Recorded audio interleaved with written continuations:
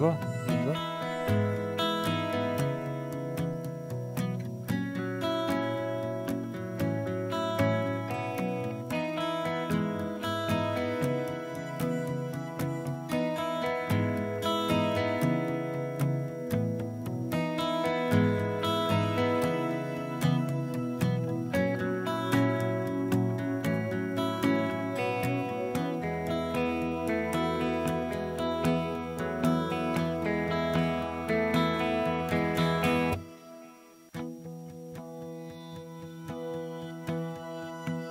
Good afternoon, and welcome to the final event, Empowering Youth Today, Support for Youth Employability in the Western Balkans. This event is the crown and final event of the project Western Balkans Youth Employment Support, which is being implemented by the belgrade.open.school under the framework of the Civil Society and Media Program of the European Commission. This two-day event is important because it is an opportunity for representatives of civil society organizations and public authorities from the Western Balkans to discuss the key youth employability policy challenges in the Western Balkans, tackle the existing cooperation between CSOs and institutions, and evaluate the current level of development in youth entrepreneurship and entrepreneurial learning. The WeB4YES project is a regional scale initiative which was designed to deliver innovative cross-sectoral approaches and provide young unemployed citizens of the Western Balkans region opportunities for employability enhancement and employment. The very end of 2020 is also the final stage of this project, and without further ado, I would like to welcome Mr. Milorad Bijelitic, the Executive Director of the Belgrade Open School, to welcome you and deliver his opening remarks and, in a way, sum up the past 3 years in this important project. Mr. Bijelitic, welcome, and the floor is yours. Thank you, Milica.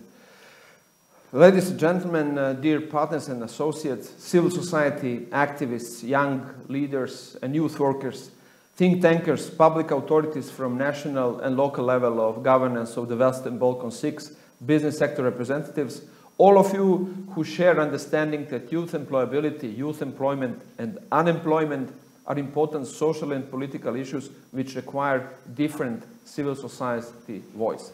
Dear participants, welcome to the Regional Western Balkan Conference, the final event of the EU-funded project Western Balkan Civil Society Organizations for Youth Employment Support.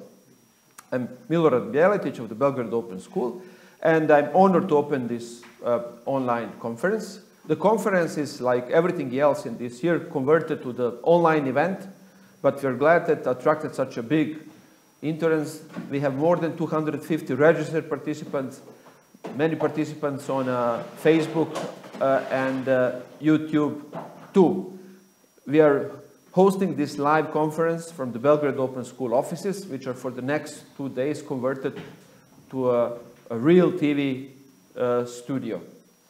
The project which gathered us today and tomorrow, which we shortly named WeB4YES, lasted for 3 years, and it was developed and implemented in partnership of 7 organizations coordinated by the Belgrade Open School. So beside WeBOS, we had 5 Western Balkan partners, Beyond Barriers Association from Tirana, Institute for Youth Development KULT from Sarajevo, NGO Lens from Pristina, National Youth Council of Macedonia from Skopje, and Association for Democratic Prosperity, ZID, from Podgorica.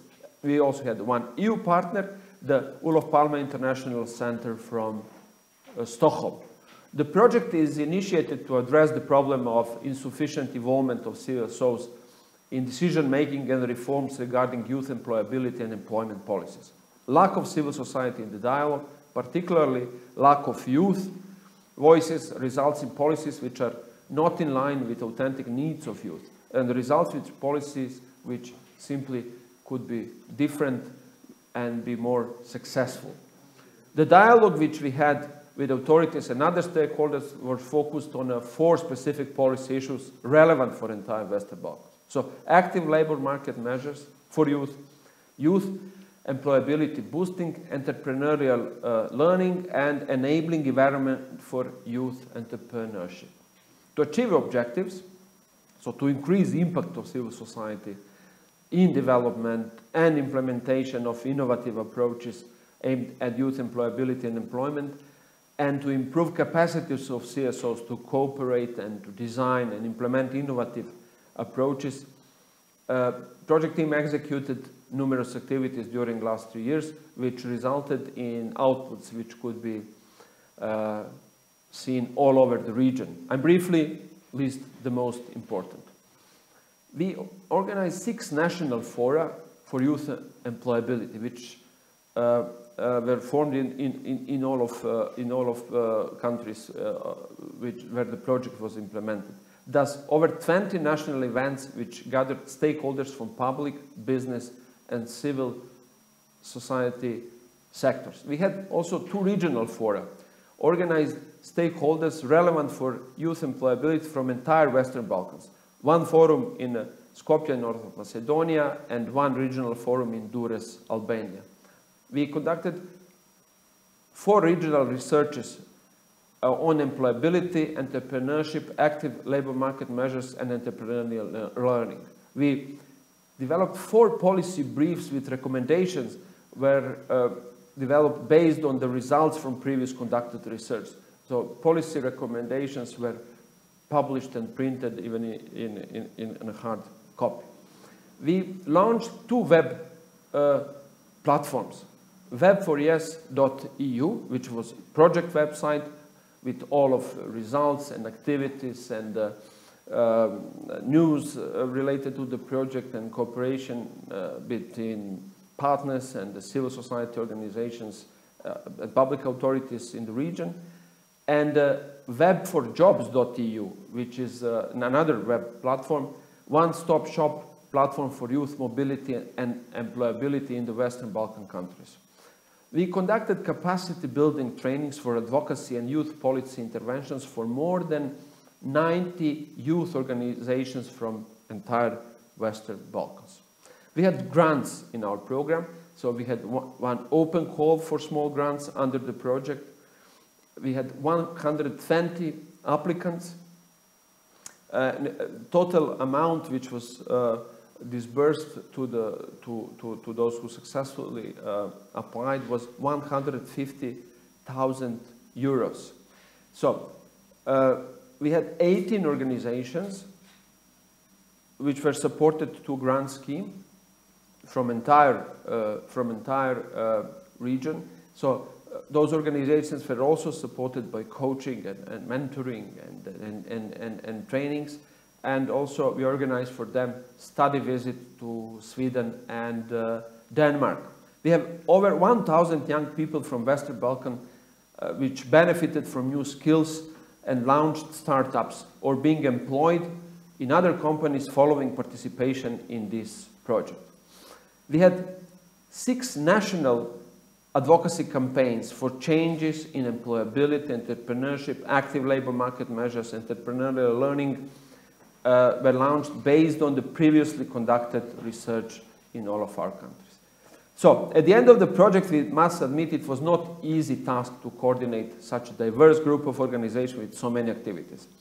In difficult and uncertain social and political environment, which was additionally complicated with the COVID-19 pandemic. But at the end of this exciting 3-year journey, we could conclude that it was worth investment in better Western Balkans' future, real contribution to EU, to only declared, but now real EU accession, which should not leave anybody behind, particularly not such a vulnerable target group, such as youth, more precisely unemployed target group.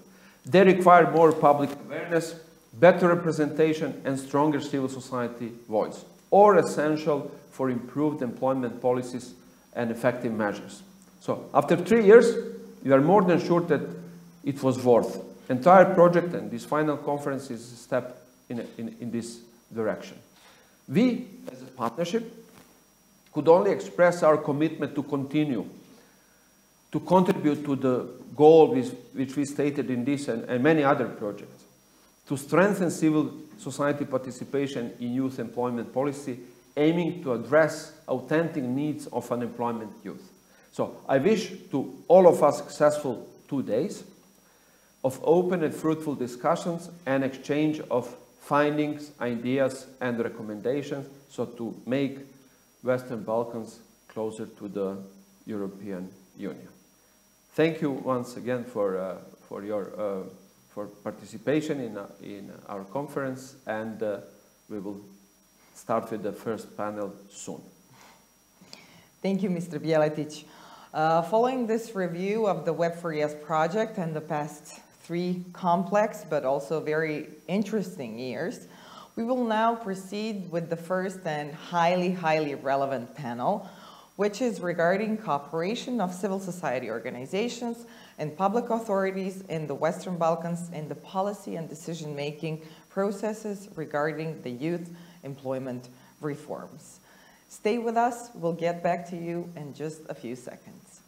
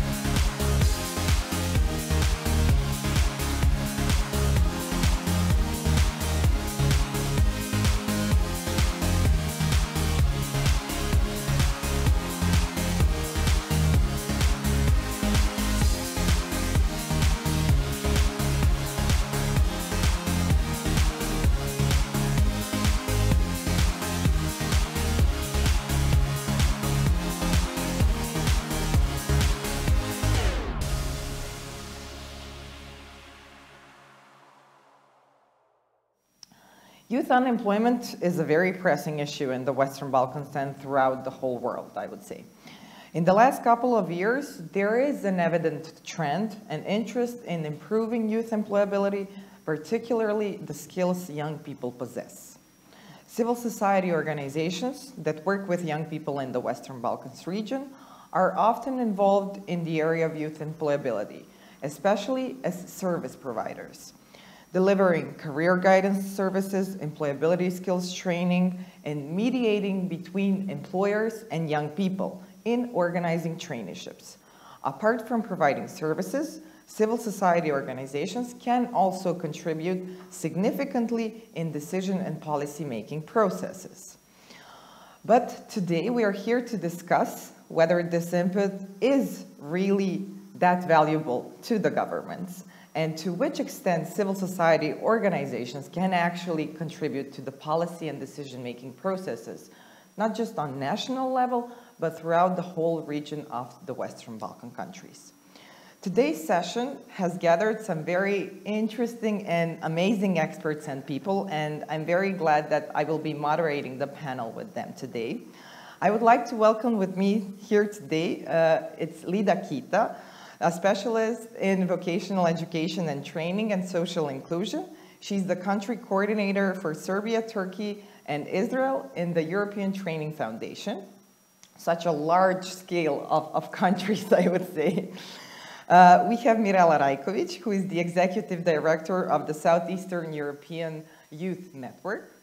And we have Ivan Topalovic, who has been involved with the WeB4YES initiative as an external evaluator, or the Sauron's eye, I would say, because he has a clear picture of the entire WeB4YES initiative and project.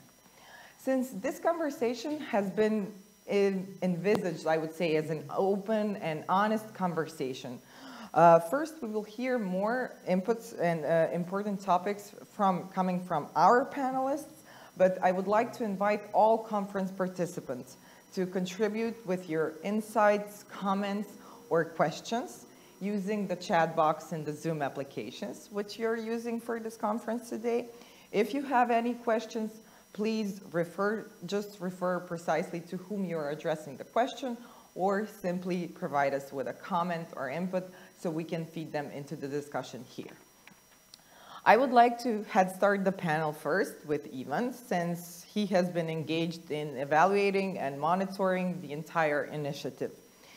Ivan, specific policy measures for career guidance for traineeships for young people and both training on youth employability skills have been implemented. There are multiple examples of good cooperation, and they are a good basis to start, or let's say improve cooperation. Since also the basis of this initiative, as we heard from Mr. Bieletic in his welcoming remarks, is actually to facilitate partnership and structured cooperation between the public authorities on one side and civil society organizations on the other side. Could you, for a start, please walk us through the entire experience of the WeB4YES platform and initiative? Which actions did you actually take, in order to promote the dialogue on local, national, and regional level? Thank you, Milica. Thank you for being here, and thank you, belgrade.open.school and partners, that I have very great experience in monitoring and evaluating such huge project that last 3 years. It was very fruitful experience, not only for the project, but for me also, because the project was implemented in the region that almost every country have elections more maybe than once in this 3 years process. So cooperation with the authorities was in some situation difficulties because a project lasts longer than some governments. Also, the project was very, very fruitful with the young people who were the part of this process. And this situation with pandemic, with COVID, was also very, very problematic in implementing this project. So I really am happy that I am the part still, because the project is not still over, but I learned so much from this project, how you can manage some in this kind of situation that we are all locked down, that we have situation with pandemic, with this situation with the government that I said. But let's start from the beginning.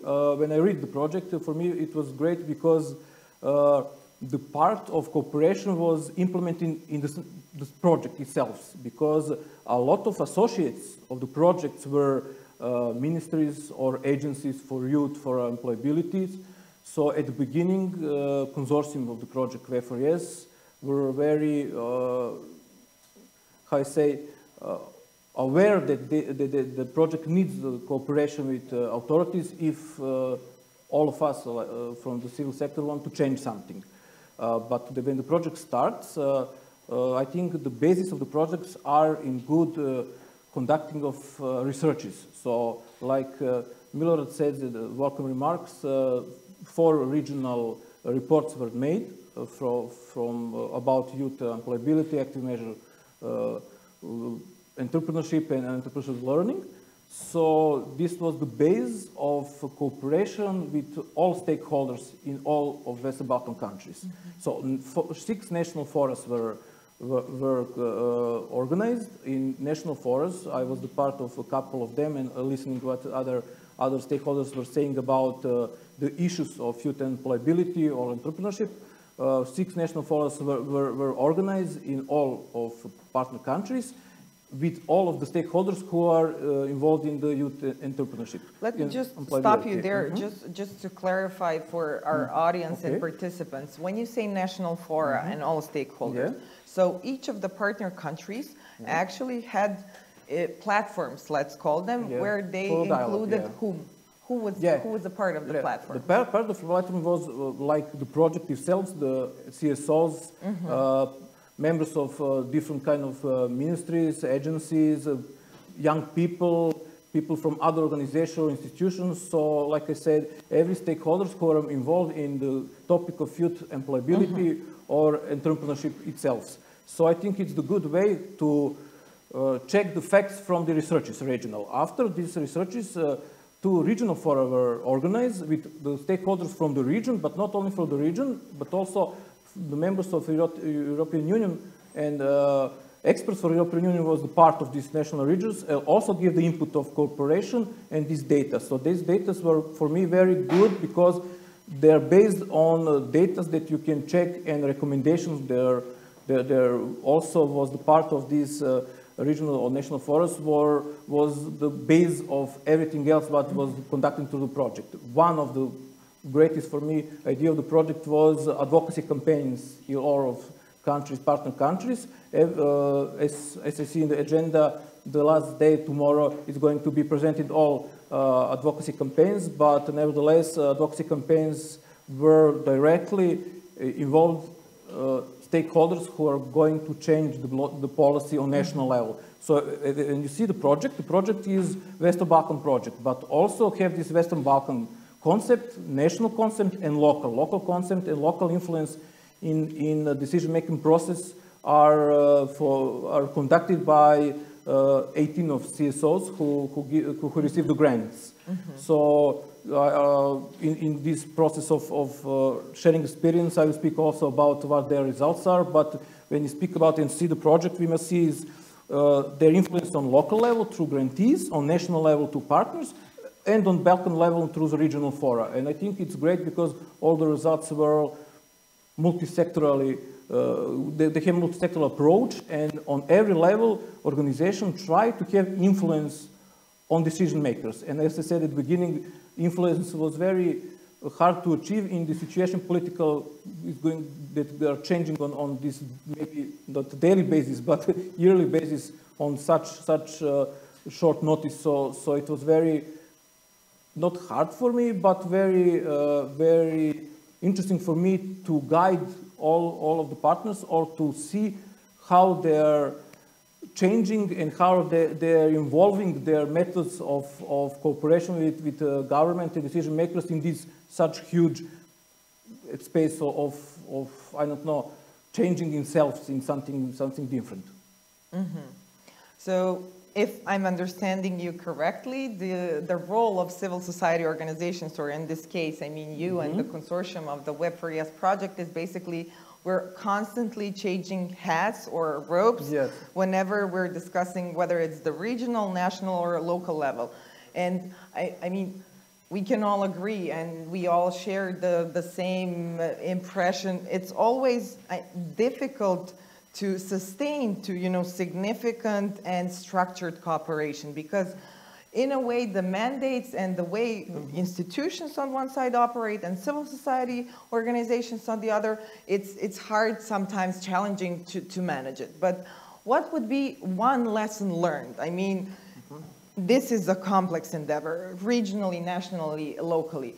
So we are continuing from 2021. There is a clear signal there that there needs to be more regional cooperation and more, let's say, match between the different stakeholders. What is one lesson learned or advice you would give yourself and everyone else now?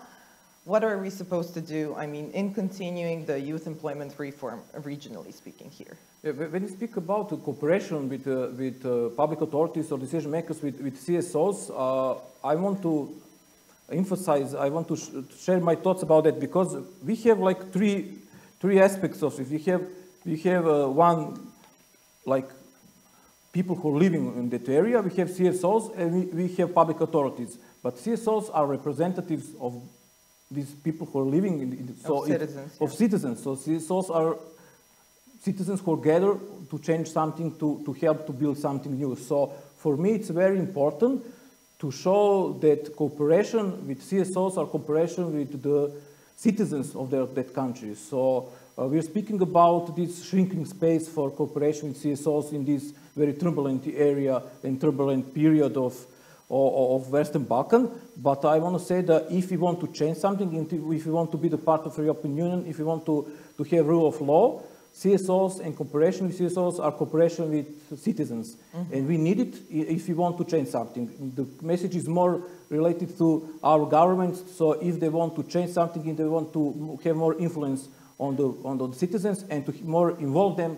they need to have more and better cooperation with CSOs. And I think this project shows that CSOs have a lot of things to offer, a lot of things to share on the how I said, proof evidence based. So it's not just the story about how let's change something. I think this project shows the evidence that they can change something and the young people can be more involved. The young people can be the part of some process like these grantees, and they want to change their local government. So if you want to say, I think also we're going to speak about that, I hope so, that this Western Balkan region is problematic with brain drain, and a lot of young people want to leave these countries. Why? Because for me, that I have this information and see on the field is that they are not really feeling that anybody is asking them for their opinion and how they can be the process of dialogue, in the process of dialogue on changing something. So if they give them true opportunities to change the local policies regarding their needs, I think the situation will be changed. We will discuss more of that in the following minutes, but I mean, what you said, it's also very important because usually we forget that the public image of civil society organizations actually needs to be changed. And that's not just a role and task for public authorities to understand that civil society organizations actually represent the interests of citizens on the local level, national level, regional, it doesn't matter. But it's also the task and role of civil society organizations to actually shift that perspective and start communicating differently. And coming to terms to what you said, I want to head start now with Lida, because whenever we speak and discuss this cooperation with public authorities, there is the general feeling and common response. We usually say, oh, cooperation, it's insufficient. And usually that's something you would hear from the side of representatives of civil society organizations. In a way, that can be because of a lack of participatory mechanisms to actually include civil society organizations in the policy and decision-making processes. But I'm wondering, on the other side, I would argue that it is also due to the lack of capacities of certain civil society organizations to actually influence and communicate properly with institutions. Lida, having your experience and long years of work within this region and in Turkey, could you please maybe reflect on this and provide us with a perspective? Where are we currently standing when we are discussing the capacities of civil society organizations to take part in decision-making? Thanks a lot, Mirela, and everybody and the panelists, but also the audience. And I'm really sad to just to be on the screen. No, I'm not the type of person. I want to be with people, and but hopefully soon. To respond to your question, now I'm an old lady, no, and I've been working in the Balkans. I mean, I come from the Balkans, so all these years, and I want to look also at the optimistic side of the developments, no? Because I have been from the very beginning and involved in the civil society, and especially also how the civil society cooperates with the public institutions on youth issues, no? Being it the education, employability, inclusion for social cohesion. Now, a lot has been developed. Believe me, I've seen it, and I don't need to give you facts, no? Because just the fact that we are around here, that we have so many youth organizations that are so active, this shows a lot. Secondly, also, with all these, our countries that they are in the EU integration, they have benefited a lot from so many projects, youth support projects for civil society, being it capacity development, being it engagement, being it the platforms where they are seen as key partners with the public institutions.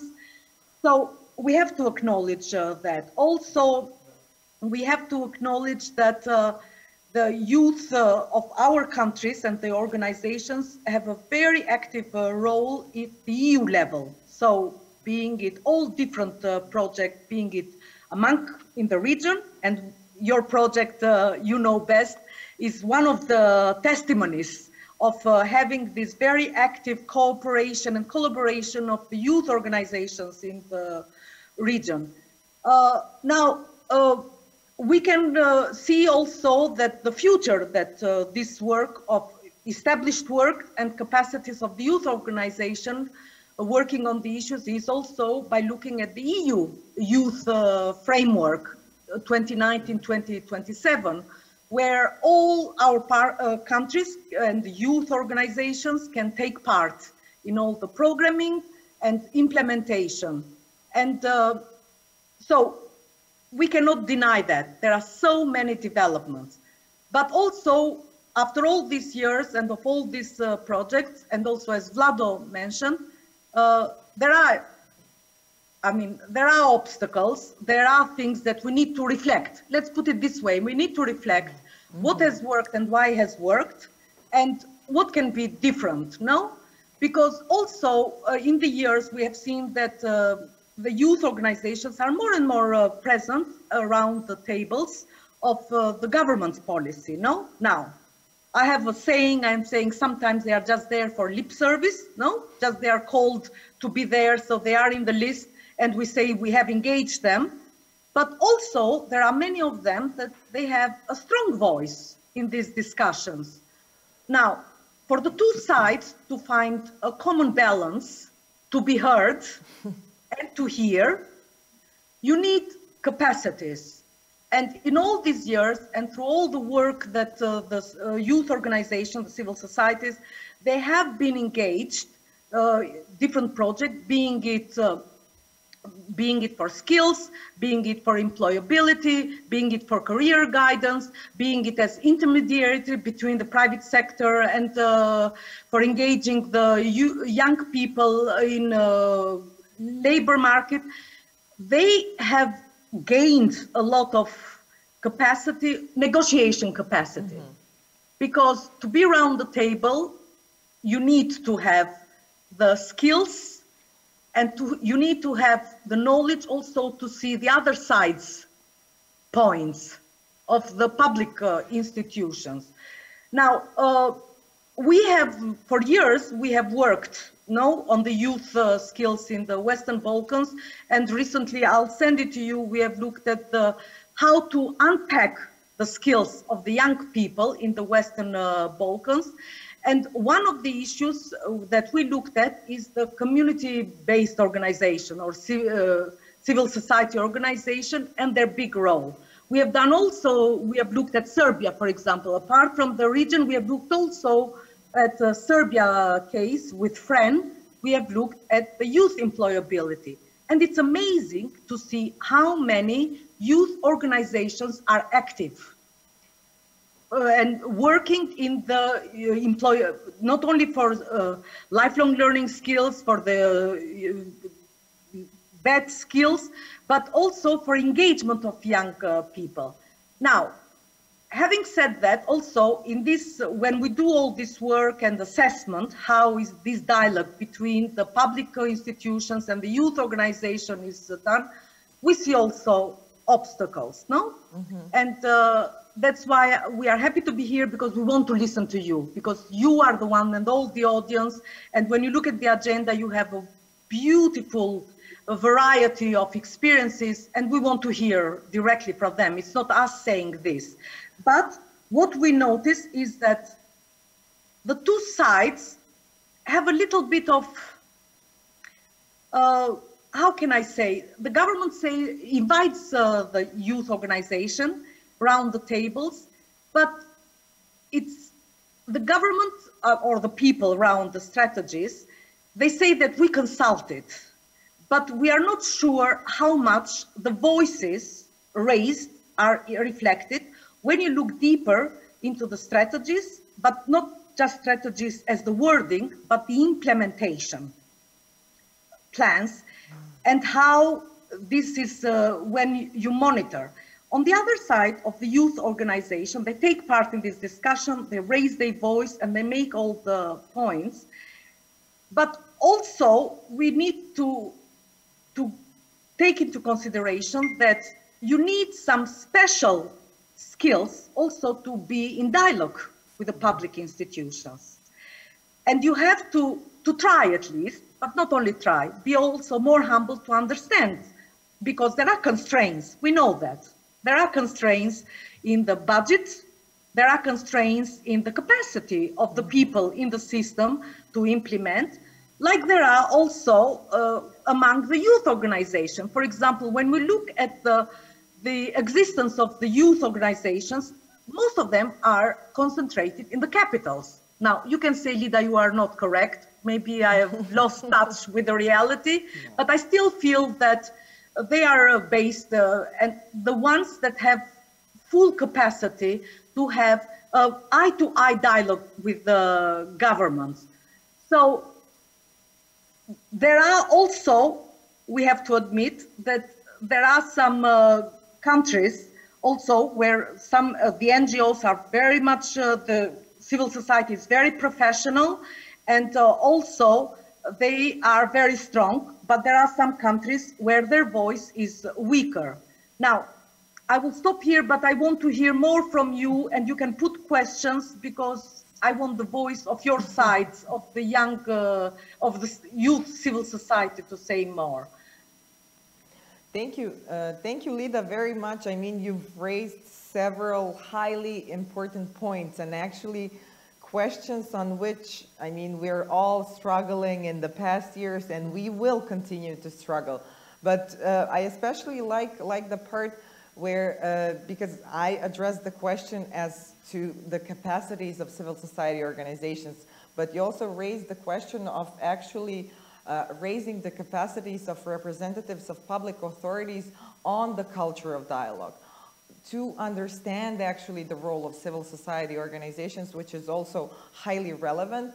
And I mean, the most important issue which you raised, and it's going to be even more pressuring in the years to come with the COVID-19 pandemic, it's actually how are we securing the interests of people who are not actually in the capital, who are not the mainstream young people, who are in rural areas, who are in need status, etc., etc. So this is really important, because this is something, a coordinated policy response, I would argue, can actually prevent from excluding more people from the policies which need to be implemented. But I will come back to you. I want to ask Mirela, because we've discussed that civil society organizations, some of them actually, I wouldn't say lack the capacities, but are still not strengthened enough to be involved in the dialogue. Mirela, since you are the director and representative of a network of youth organizations in the Southeastern European region, can you maybe share with us, can actually networks of youth organizations fill this gap and actually be the voice and advocate on behalf of youth organizations when we speak about youth employability and employment? Okay, thank you, Milica, for the question, and hello to everyone. I will say that networks are just part of the whole ecosystem. As Laki said at the beginning, like we should look at this employment policy from local, national, and also as well as on regional level, how to actually close that ecosystem and to actually push our agenda, let's say, from different perspectives. I think that yes, regional networks especially have a big role in this process, and unfortunately we don't have that much networks in the region, and maybe that's also some other topic that we can address on some new, let's say, conference, and maybe we should see like if we can do something with Bosch together, especially employment issue. But yes, I will just say some of the fields in which this regional networking can help to this policy, even if there is much more, let's say, opportunities for regional networking that can, let's say, support this process. But yeah, I will just say a few of them. First one, I would, as a first point, I would mention something that I call a regional modality in policy making that is actually influenced by this enlargement process. What's happened like 10 years ago or 15, I also become experienced as a leader, and I don't know is it 10 or 15, but yeah, we had a highly demanding process of adapting our legislation and policies to to harmonize it with EU legislation.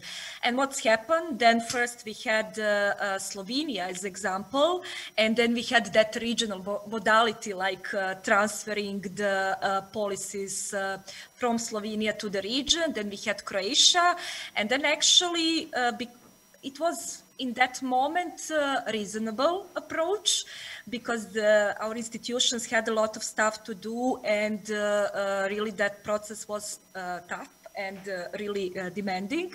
But then it became, let's say, like behavior after years.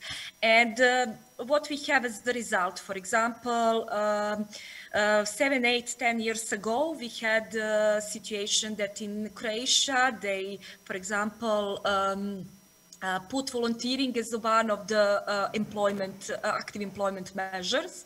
And actually it was against the nature of volunteering, what volunteering actually is. And then what's happened, all other governments in the region saw that it could be really one additional active labor measure.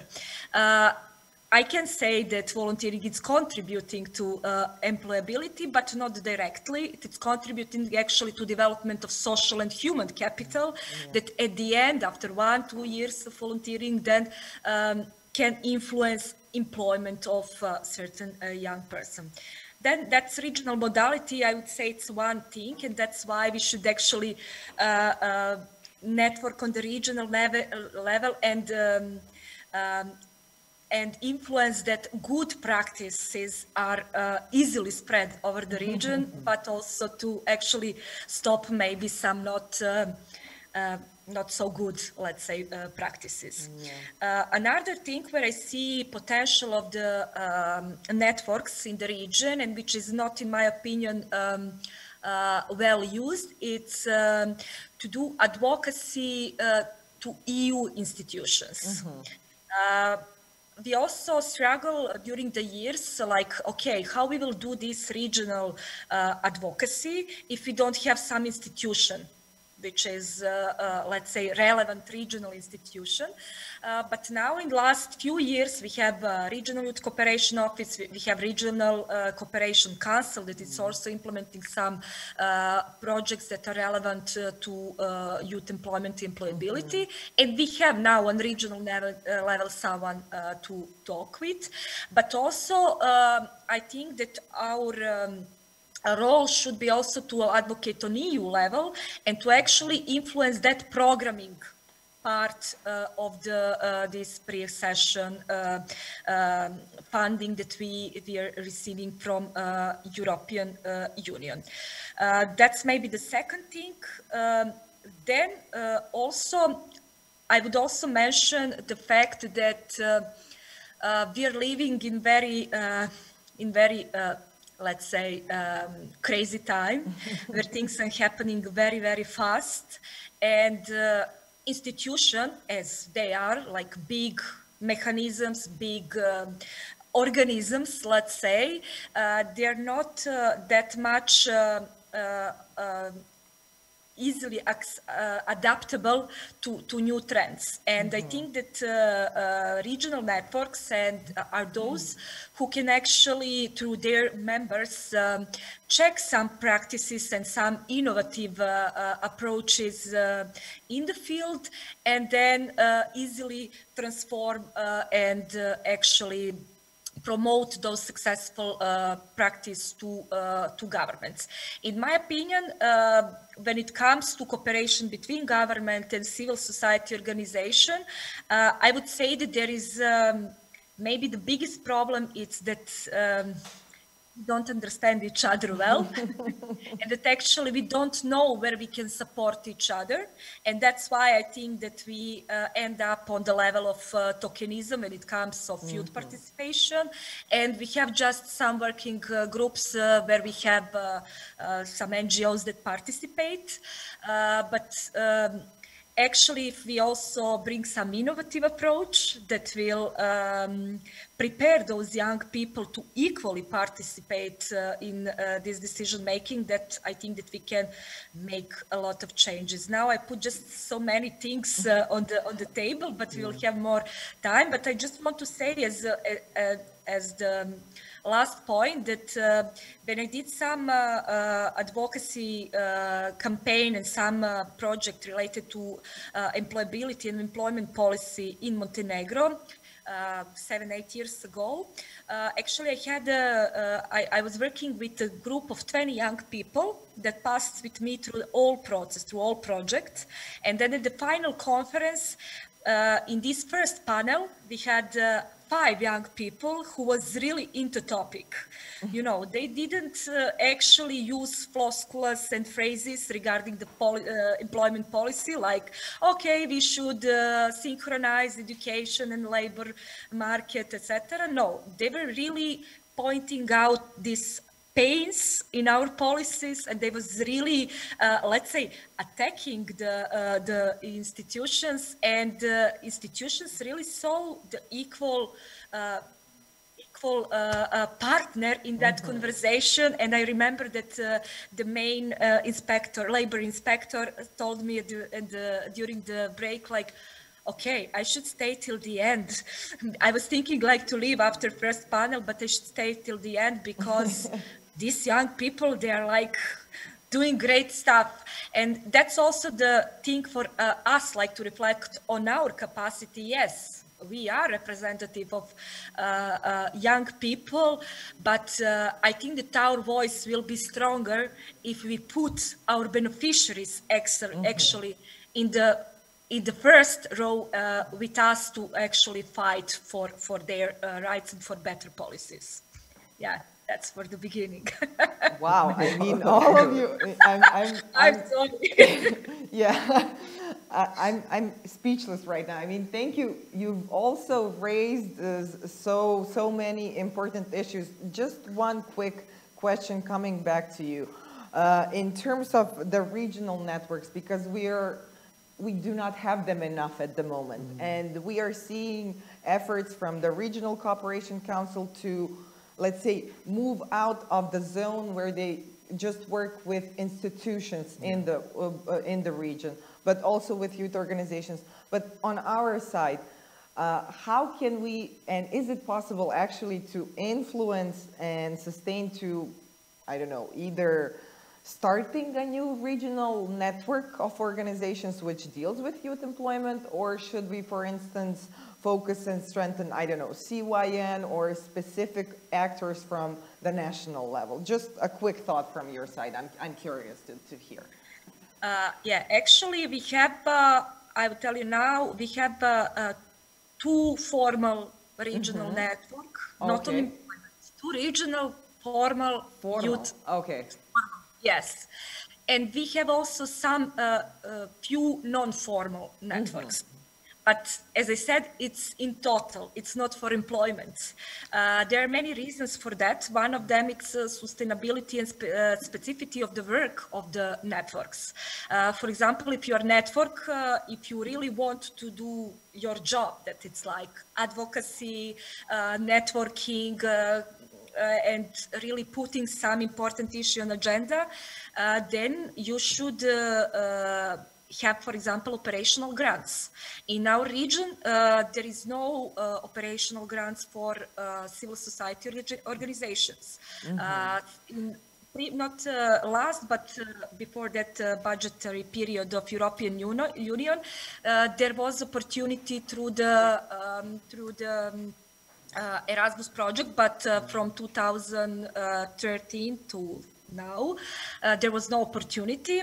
Then we also don't have many regional funds that support that. But again, I'm inviting WeB4YES platform, but also some other platforms to actually have some joint advocacy initiative towards, for example, regional cooperation office, regional youth cooperation office, and some other actors in the region to actually support establishment of new, but also implement working of the existing networks, because there is a big impact that those networks can provide, and yeah, we should just network among networks and among ourselves to actually fight for that. Yeah.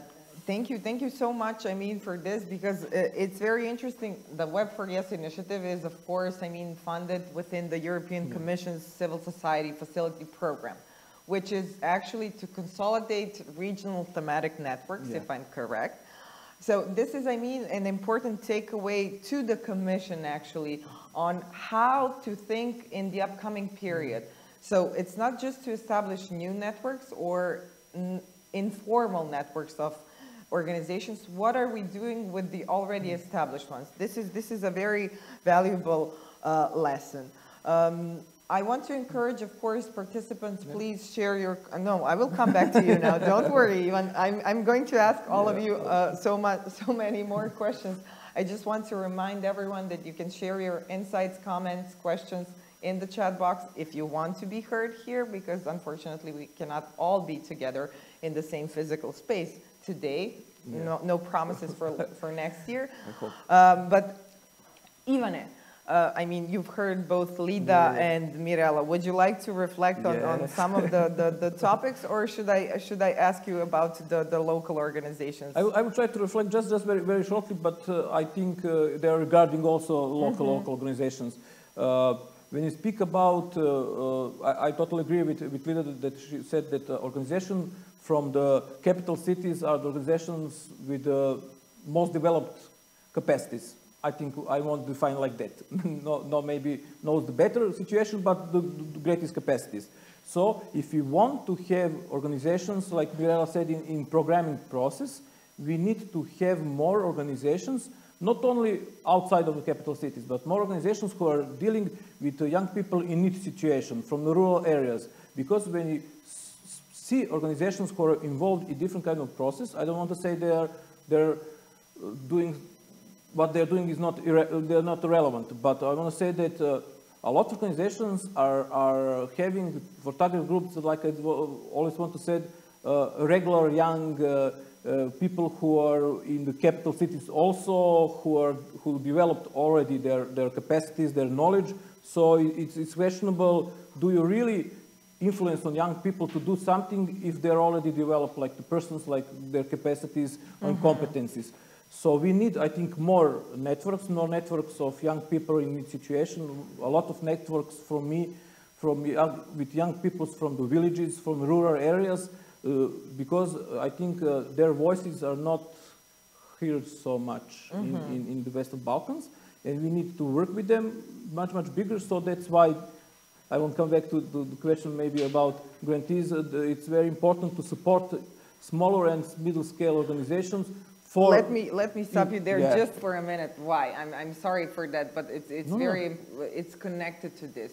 Did the re-granting scheme actually of the WeB4YES project involve organizations outside of the capitals, organizations which involved neat young people or rural areas? I'm interested to know whether they've heard, of this initiative. Did we do a good outreach on the local level? I hope the outreach was good, because a lot of organizations applied for grants. Before the grant, I think Milorad already said, a lot of capacity building trainings were organized for the small-scale organizations. Of course, if they are from the villages or rural area or working with need, I don't want to say that they have possibilities more to be the part of it, but they get the higher grades because of the target group. So when I saw open call for re-granting for organizations, for me the great part was that there is a limit of annual budget for the organization. So when a limit for annual budget for organization is like 3,000 euros, you can say, yeah, organizations from the biggest cities in Western Balkan countries really cannot participate. Also, Open Call was for youth organization, and Open Call emphasize importance of targeting the groups from rural and village areas. So for me, the whole concept of Open Call for grantees were made to motivate young people who are not in the capital cities, who are not in organizations. They really don't need that kind of support with the grant funds or capacity building.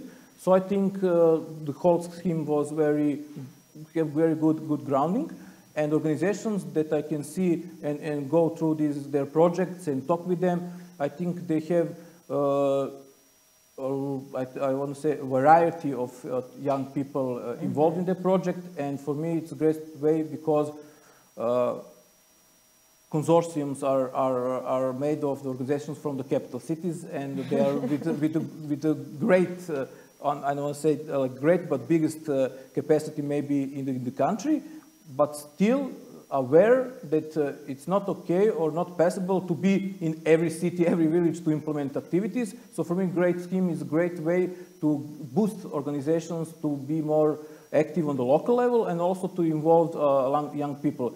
As you can see, like Milad also said, the WeB4YES.eu web page are showing all organizations who are involved. You can see a lot of organizations who are working with young people from rural areas, young girls from rural areas, and develop their capacities for entrepreneurship or how to employ themselves. A lot of initiatives for changing local policies are made for young people in rural areas. So as I want to answer your question, yeah, I think the grant scheme to support small scale or middle scale organizations who are working on the local level is one of the measures that all of us can do to support young people from that areas and to support them maybe in the next time in networking themselves to represent their voice. Because I heard a lot of voices that I cannot hear or I cannot hear in other conferences what their real needs are.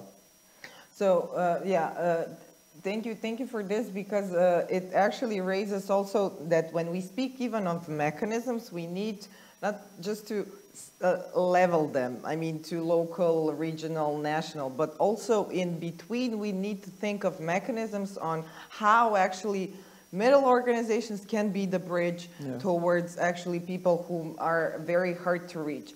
But you've also, I mean, mentioned one point, and I would like to ask, continue with Lida on this.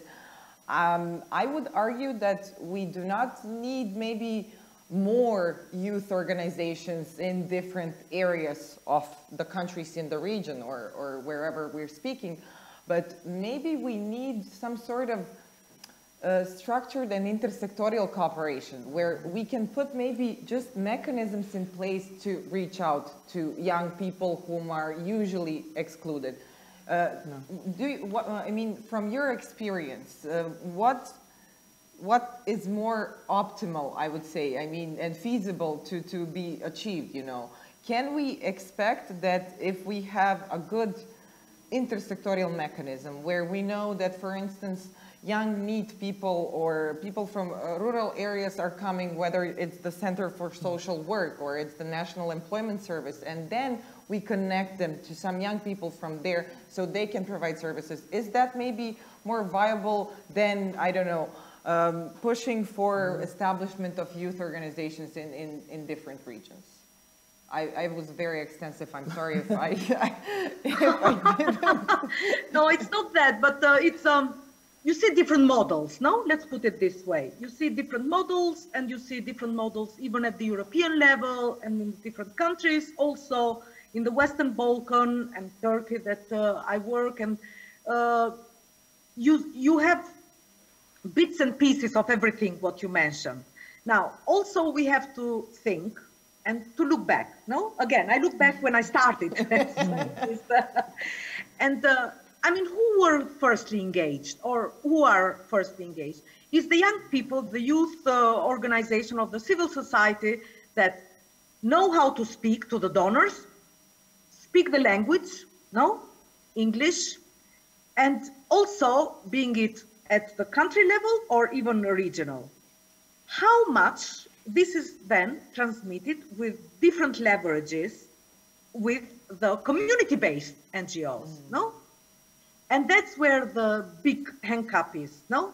Because even for applying for EU projects, where civil society has really benefited a lot from that, it's again, it's the, I don't want to call it elitish, but it's the well-educated, speaking into the language, not just English, but I mean knowing how to speak, because you need to have this, as you mentioned, Mirela, the advocacy, the communication.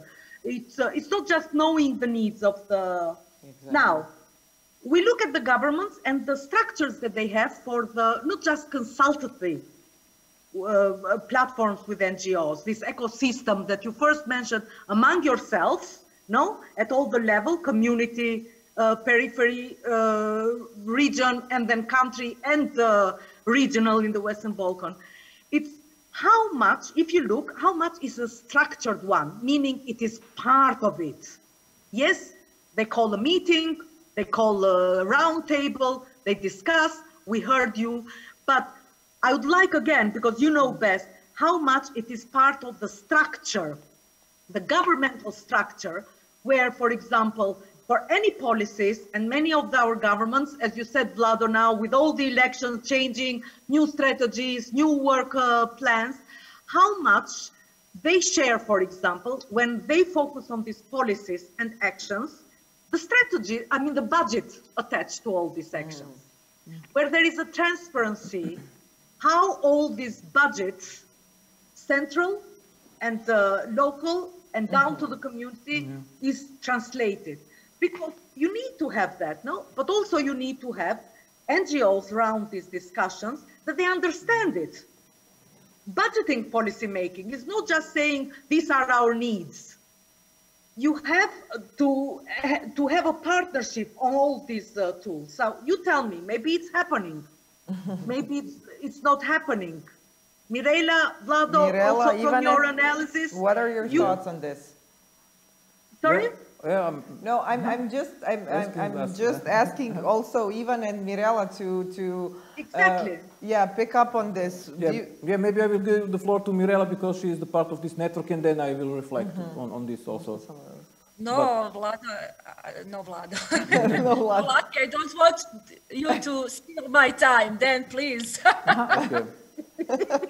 Okay, let's speak about it. We have a few more minutes before we wrap up this discussion. So briefly, Ivan, and then Mirela, and with some points to move on to the next session as well. Yeah, main points. As you can maybe hear about it, a couple days ago, the European Union adopted the budget. So a lot of, I think a lot of, a big part of the budget is now for youth project for Erasmus+. So I'm happy because of that, and I hope a lot of organizations from the locals are going to implement some activities regarding they maybe don't have possibilities to be funded from the local government. So local government needs more to hear about local initiatives. That is something that we learned from the project, that they're not really supporting local initiatives in the way that we think it should be. So there is a European budget for like Erasmus+. Also there is a reinforced youth guarantee, so with I think 4 times more budget to implementing. So I believe that the things are going to change. I think the initiatives from the European Union are going to reflect on Western Balkans to see how they need to work with CSOs if we want to move somewhere. So there is, for me, in some situations, a lack of political will to give more influence, not only in youth NGOs, but the whole system. So if you want to speak on regional, national, local level, there is a different kind of situation. I cannot give you the one overall remark. In some local societies, there is a great cooperation with the CSOs and local government because they really believe that CSOs of young people can change something. You can see on the national level in North Macedonia. North Macedonia is only country that implements youth guarantee on pilot level. And implementing body to government was National Youth Council of Macedonia, who is the partner in this WeB4YES project, because they know that they cannot, like government, motivate young people in each situation to be the part of youth guarantee. So I think if government, local, national level really want to change something on this Balkan level, because like I said in the beginning, there is a lot of young people who are living these areas of any kind of different reasons for that. But if we want to have stable situation on Western Balkans, we need to support young people on every level. So yeah, of course, the budget also needs to be more dispersed on local levels. But for now, I think it's not so much that I would like to see. So, like I said, there is a lot of influence from European Union on budget and policy level. So that's a road to European Union. For me, it's one of the way of pushing our governments to change and to open for CSOs. Mirela, are you as positive, as lucky as that we are going to follow the good practices from the European level to national level within the region? Do you see that the budgets are increasing for youth employability and employment in the upcoming period? I will also reflect a little bit on Lida's comment and also Tulakis. I agree with Lida that we miss the structure. But in my opinion, why we miss the and then if we miss the structure, then we miss also structure, budget, and all other things that should follow the structure. But why, in my opinion, we miss the structure? It's because we don't have actually vision of the youth employment policy. In our region, when we are developing policies, we are actually working on, let's say, how they call it in psychology, symptoms and, let's say, consequences. We are not creating policies for the future. Because if we adopt some policy now, that policies should serve us in next 5, 6, 7, 8, 10 years, you know, then in my opinion, we actually miss the visioning. But visioning doesn't mean that we will work separately on employability, separately on employment, separately on... It means that we will know what we want with our countries, where to be in 10 years. You know, we have now trends that this Z generation and millennials, they less and less want to work this, to work in some low-paid, let's say, areas, some to take some low-paid jobs, you know, then we should think, okay, if that is the situation, if we will have digitalization, if we will have new generation that would like to work more, like, I don't know, from home or from ever, because they have certain behaviors and certain, let's say, characteristic that they will bring with them, and taking into consideration that in 2030, 80% of the labor market will be, of the labor market are going to be people who are part of the millennials and Z generation, then we should see how to actually design our development strategy of the country. It means maybe we would like to become the most, I don't know, the Silicon Valley of the Europe, for example. Why not? No, why not? Then it means that we will actually invest more in education policy. And what we actually have to see there is then how to actually make our young people adaptable for all change, because we will never be in position again to actually synchronize employment, education policy, and labor, because it is going so fast, you know, and it's not logical that we change every few years education policy. But we have to actually make young people, but that's the part of the strategy, of the visioning. And then we come to this holy... Mirela. We cannot hear you. Mirela, we can't hear. Yeah, so the mic just went off. Is it better now? Okay. Yeah, we're good now. Okay.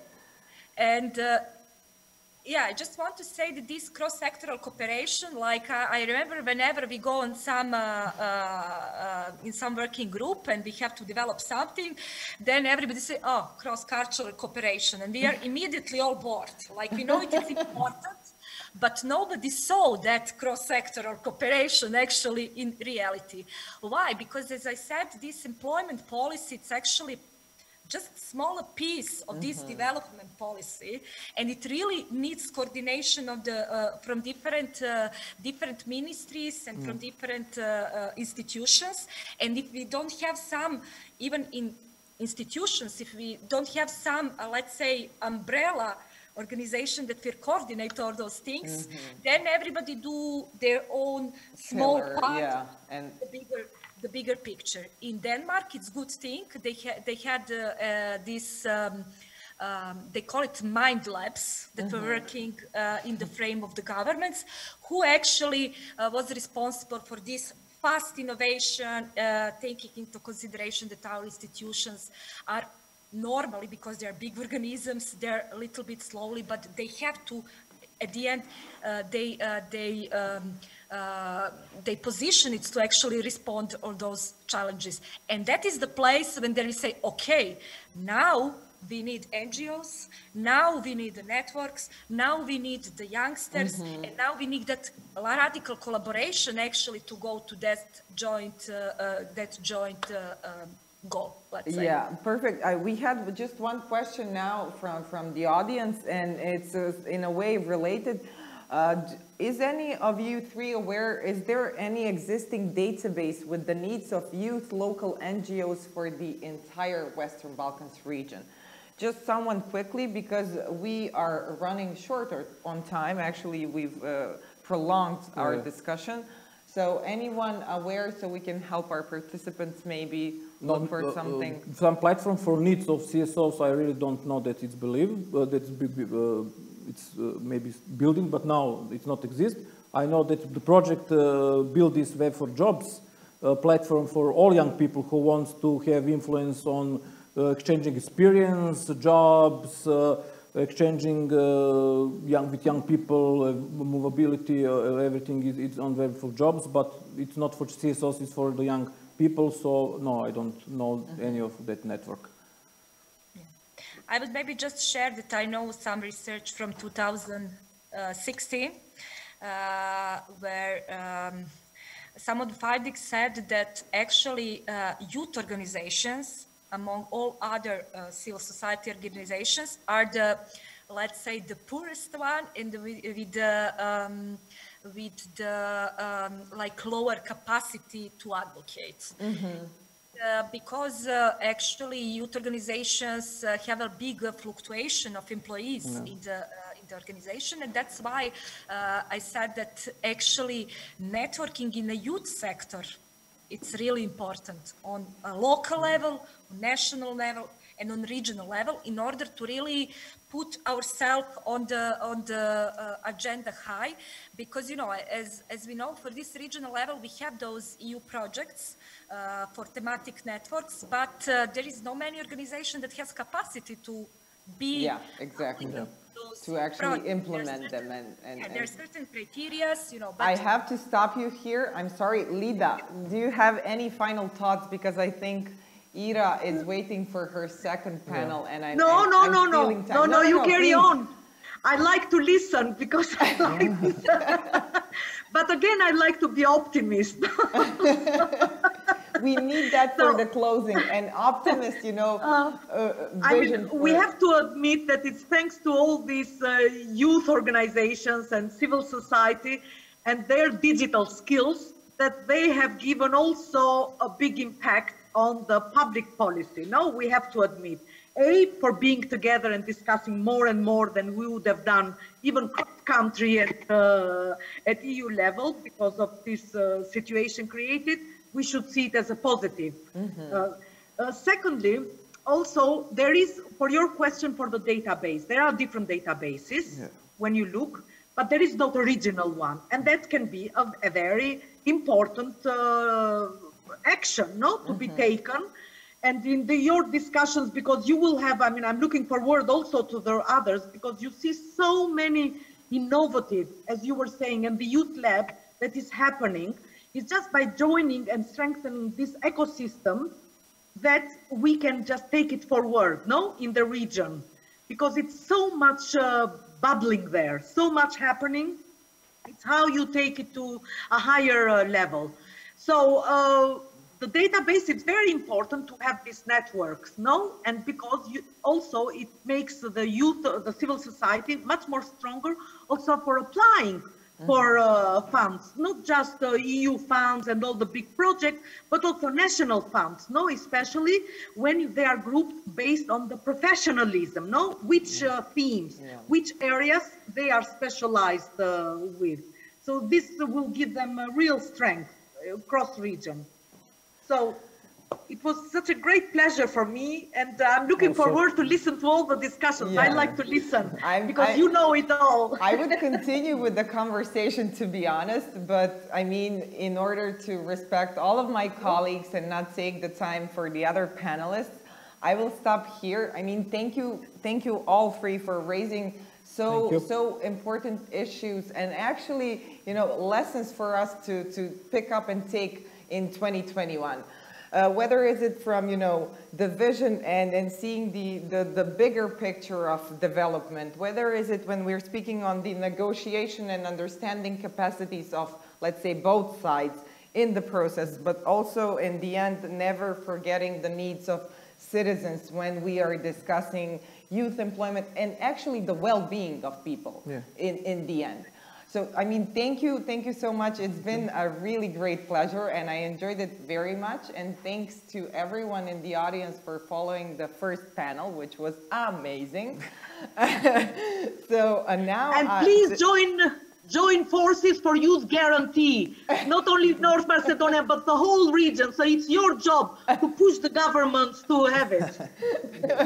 Now we will take a short break before we start with the next panel. I'm guessing no more than the 10 minutes I stole from them. So stay tuned and see you all very, very soon. Thank you very much, Mirella, Lida. Hugs, take care, stay safe, and enjoy the upcoming holidays. Thank you so much. Thank you. Thank you. Bye.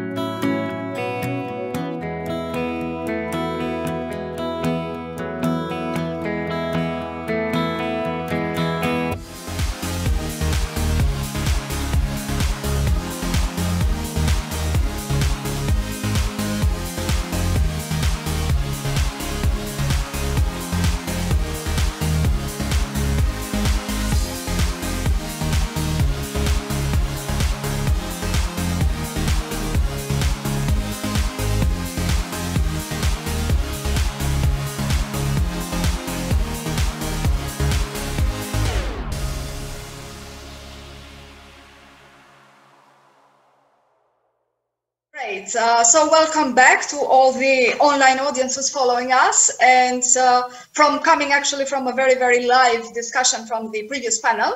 We apologize for the short delay in starting this next one. But yes, it does show actually that the discussion was very, very interesting, and there was a lot of key points to take out. So my name is Sirena Topali. I work for Beyond Barriers Association in Albania. I'm very happy to be moderating this session. And to be honest, I kind of cannot still believe it that we came to the end of our 3 years common initiative. And we're today here to talk about what we came across, what we faced in challenges, and what we found out. What are the recommendations?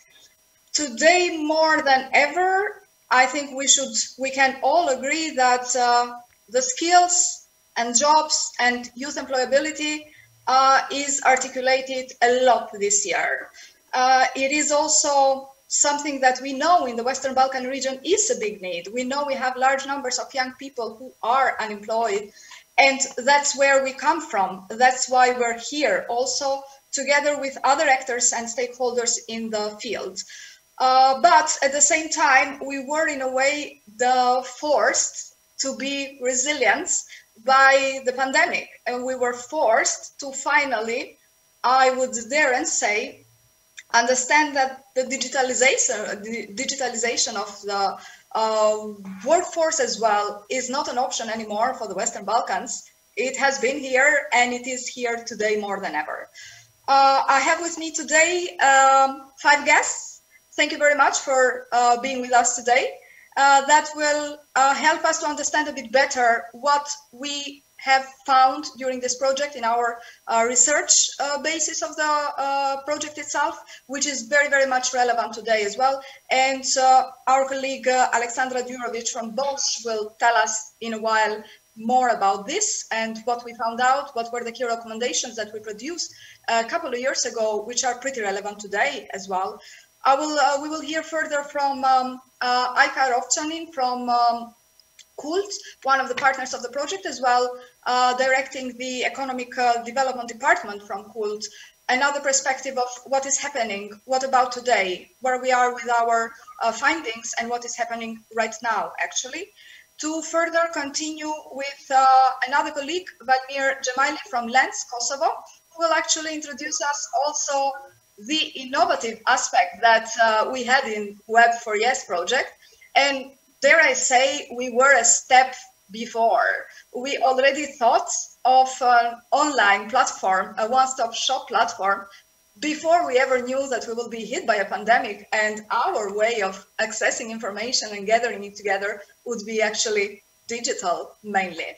So we will hear about it in a short while as well. We have also today with us Cristina Mereuta, which is a labor market specialist from the European Training Foundation, who will also share with us their perspective, their findings of in the field of skills and jobs and youth employability, also with very important aspects of inclusion, actually. We heard before in the first panel, the other colleague, Lida, who spoke and raised up very, very relevant topics. So let's hear a bit more from Cristina later, what is actually the status quo of the moment. And last but not the least, absolutely, Adem Gashi from RCC, who is also RCC at the moment. I'm sure several of the audience and the speakers have heard about the Project Youth Lab initiative of the RCC. So he will also share with us their insights. Also, interestingly enough, they were holding a conference a couple of days ago, right? So we will hear what went on there and what were some key recommendations also given in these other events. Thank you once again, and I'm ready actually to give the floor to you because I don't think it's necessary that I speak in this case. There is a lot said and done through all the work of ours, and I think all the audience wants really to hear you guys more. So I would start with welcoming Alexandra to give us a preview of what actually did we do through the research produced by this project. How did it inform the project process and the continuation, our advocacy effort and everything? And what is the most highlighted aspect for the actual momentum we are facing when it comes to youth employability itself? Alexandra? Thank you, Ira, and thank you. I'm very glad to be here with our panelists today to talk about the issues of youth employment and youth employability, which have been highly important for this region for many years before. Unfortunately, I mean, the youth unemployment rates, as Ira mentioned, are high, and also there is a great number of young people who are not in education, employment, and training. And this pandemic outbreak is likely to have severe consequences on this as well. And I'm also glad to be able to reflect on the research that we conducted within this initiative 2 years ago in 2018, and the recommendations that we prepared then, which have significantly impacted our other activities, and also to revisit them in the light of the challenges today, and to reflect how are they relevant for our activities and could be useful for other organizations and institutions in this context. So because it's easier to present the results with a couple of slides, I would like now just to share some of them. Okay, so as I mentioned, in 2018, we've conducted actually several research studies. We've completed desk research, which was followed by a huge number of consultations with various stakeholders, and we've discussed the findings at the national regional fora. I think that even mentioned them today in the other panel, which are the platforms for dialogue between public authorities and civil society actors and private sector in the concerning youth employment and youth employability. And in this context, we've prepared several publications. There is a large number of them for regional reports, and then those regional reports were summarized in policy briefs, which contain key policy recommendations in these areas. So entrepreneurship, active labor market measures for youth and youth employability. And I'm going to and reflect on the findings regarding youth employability today. So some of our main findings were related to the three types of services where we which are on the one hand relevant for improvement of skills of young people and effective in that regard, and on the other hand relevant for cooperation and represent opportunities for cooperation between civil society organizations and authorities as well. So one of those services are career guidance services, and here we identified that often young people do not have access to quality career services, even though we do not have a lot of data regarding this. The information that we do have showed that sometimes this the quality of these services needs to be ensured, and that sometimes it needs to be significantly improved. And also, since career guidance is something which for which different authorities are in charge, from employment sector, for education sector, and youth sector, we identified that there is a common challenge of lack of cooperation and coordination between these sectors concerning career guidance, and then it has consequence that there is a duplication of efforts, and there are gaps as well. So some young people actually are left behind and cannot easily identify which career services are available to them. And also that what is very much needed for making career decisions is reliable career-related information, and it's limited. It is sometimes available, but not available in a format which is accessible and sometimes it is even some important information, such as labor market information, is lacking. And then also that the traineeships, which have been mechanisms for young people to gain valuable work experience, the quality of that is sometimes not ensured, and there are some challenges regarding legal framework in this regard. And also that the training on youth employability skills, which is often conducted by civil society organizations and is not fully utilized. And based on that, we had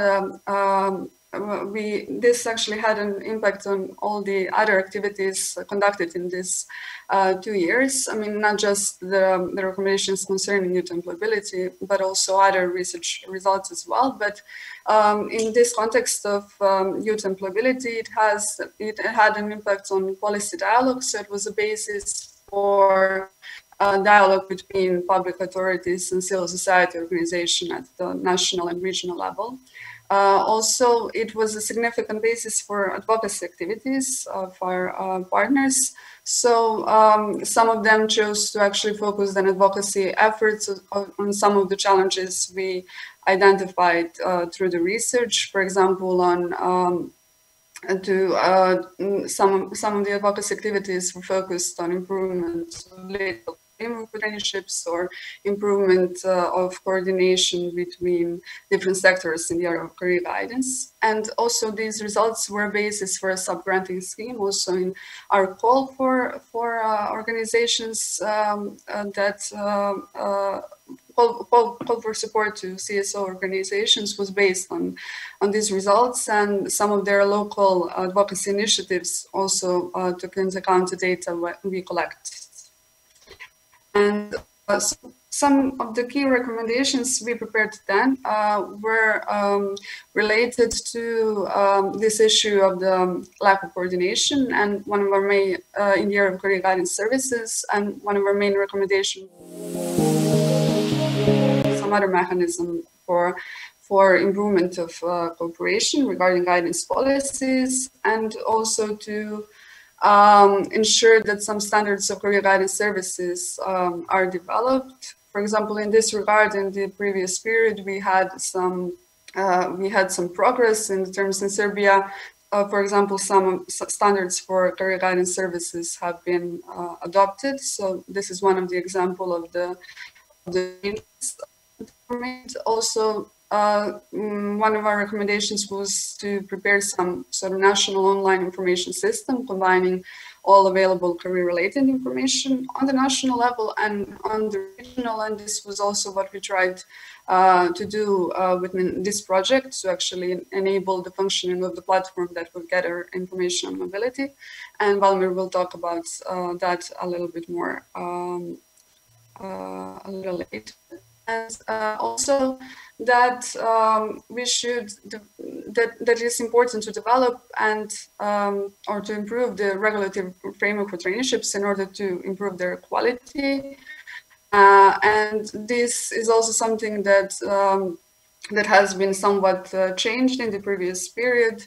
Regulatory framework for internships has been established in North Macedonia, and there have been significant initiatives in this regard in Montenegro and in Serbia, for example. And also that, so we also recognize that there is a somewhat lack of data on involvement of young people in traineeships at the regional level, and that we should have some sort of regional survey which would serve us to collect that kind of data as well. And now looking back and revisiting these recommendations, there is this important question how to address this this challenge in the context of this pandemic.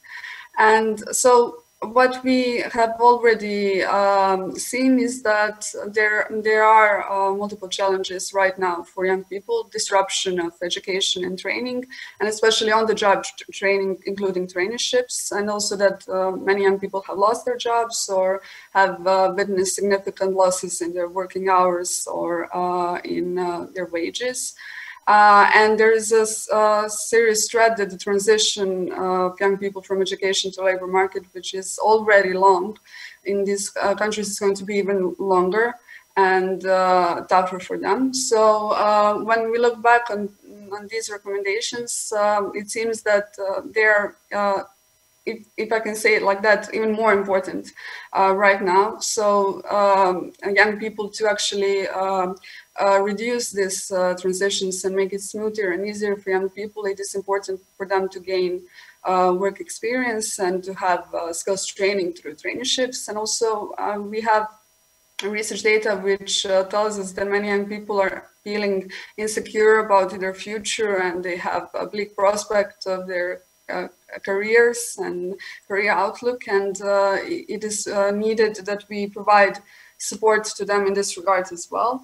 And some of these activities have, of course, being conducted online or in different formats, but we need to try to ensure the quality, and all the data actually suggest to us that policy response needs to happen, needs to be urgent. But I would add that it also needs not to be rushed, in the sense that we need to take into account the data that we already have, evaluation of other services on the one hand, and on the other hand to consult civil society organizations working with youth and young people themselves, of course, concerning these issues that they experience as well. And this is for now, and I'm here for all questions later. Thank you. Thank you very much. Alexandra, you did give us a very good panoramic view of everything that was done and was found out, let's say, through our research work during the project. I totally agree with you. Yes, we do need to involve more all the key stakeholders, and it was in fact one of the mechanisms that we used through Web4Jobs to try and put as much as we could all the stakeholders, but all here also the young people themselves into a common table, I would say, and do this informed research. And yes, I think it's more than obvious, not only today, but we do know this from experience, that to have better policies and better inclusive policies when it comes to youth employability and entrepreneurship, we need to have informed policies.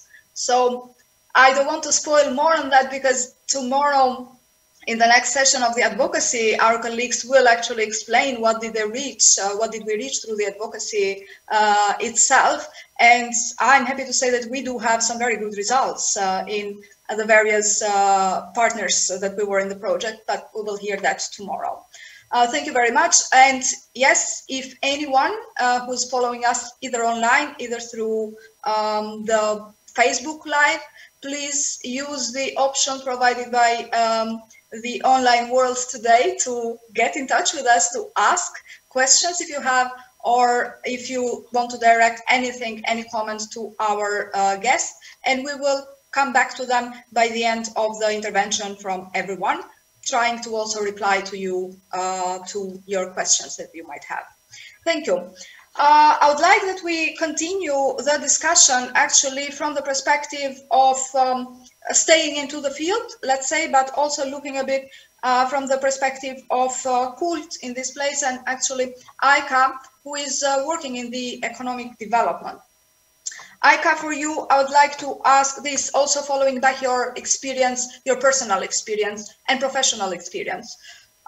Where are we right now with youth employability? What is the biggest challenge? You can also touch maybe the perspective of young people in Bosnia right now. And I would like to also focus a bit into the COVID-19. I mean, we did see a shift of priorities. We did see a shift of skills asked. What is your take on this? Thank you. Thank you, Ira, for this introduction. Let me just say hello to my other co-panelists and our online audience from the team of the Institute for Youth Development Kult from Sarajevo, from Bosnia and Herzegovina. Also, let me just say that it was our pleasure to collaborate with these great 5 organizations in WeB4YES initiative. It was a process that lasted for 3 years, and I believe it will continue in maybe formal or informal manner. However, it was a process where we really exchanged our experiences and our views of this and other problems that youth in these 6 countries are facing. So also let me refer to Alexandra's presentation. It's difficult to speak after Alexandra and her perfect presentation and how she perfectly elaborated everything. It was, well, Alexandra is quite modest, and she didn't say that it was a challenging process for us. So it was difficult to compile all the information from 6 countries, which are quite similar, but have some differences regarding available data, the way we collect information, the way our institutions of government work. So it was a challenge, most of all because we didn't have all the data, and we didn't all have specific data to compare it. So it was really challenging to summarize one picture of Western Balkan countries and this complex problem of employment and entrepreneurship also. This makes this challenging process makes our publication even more valuable. So it's really a baseline. It's a good baseline for measures that institutions, but also not NGOs, should follow in the future. So regarding what you asked, well, unfortunately, the situation is quite similar now and 3 years ago. However, we have some progress, but problems are quite the same, and COVID pandemic even made things, of course, more complicated and problematic. So in business sector, the key of unemployment problem lies in in business sector. Business sector is not generating enough jobs. That is due to slow economic progress and development of many industries and sectors, and also difficult business environment regarding taxes and other measures that companies must follow. But also when we talk with employers from business sector, they often say that the shortage of employees lies in lack of necessary qualifications of young people, their lack of work experience, and also incentives coming from government institutions, and difficult tax policies. I believe it's similar in Western Balkan countries other than Bosnia and Herzegovina. In our country, when an employer pays net salary for an employee, which is, for example, 1,000 euros, he has to pay additionally 700 euros to the state. So 70% of net salary goes to government institutions, which is a very high percentage. And the most pronounced dissatisfaction of employers refers to the lack of practical experience of employees.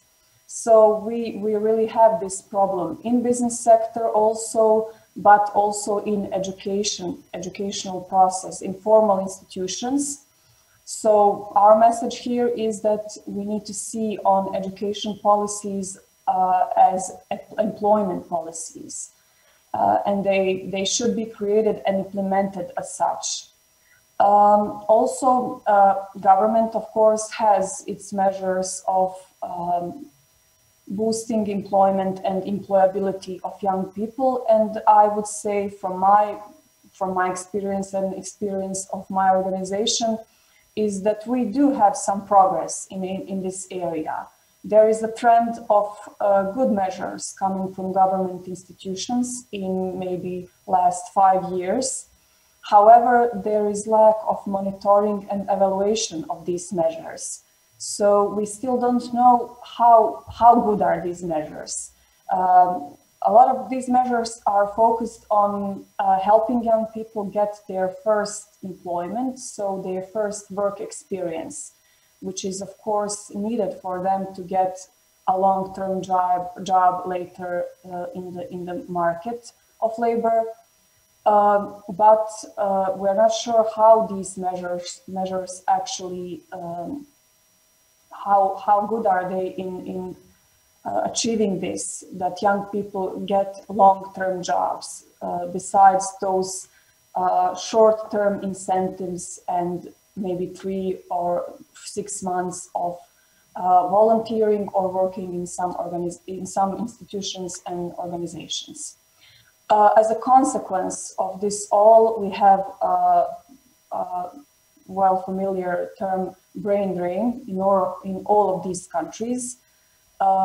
Since young people since they are economically dependent on their parents, since they do not have a job and it's difficult for them to find a job, we have brain drain, and unfortunately, this is something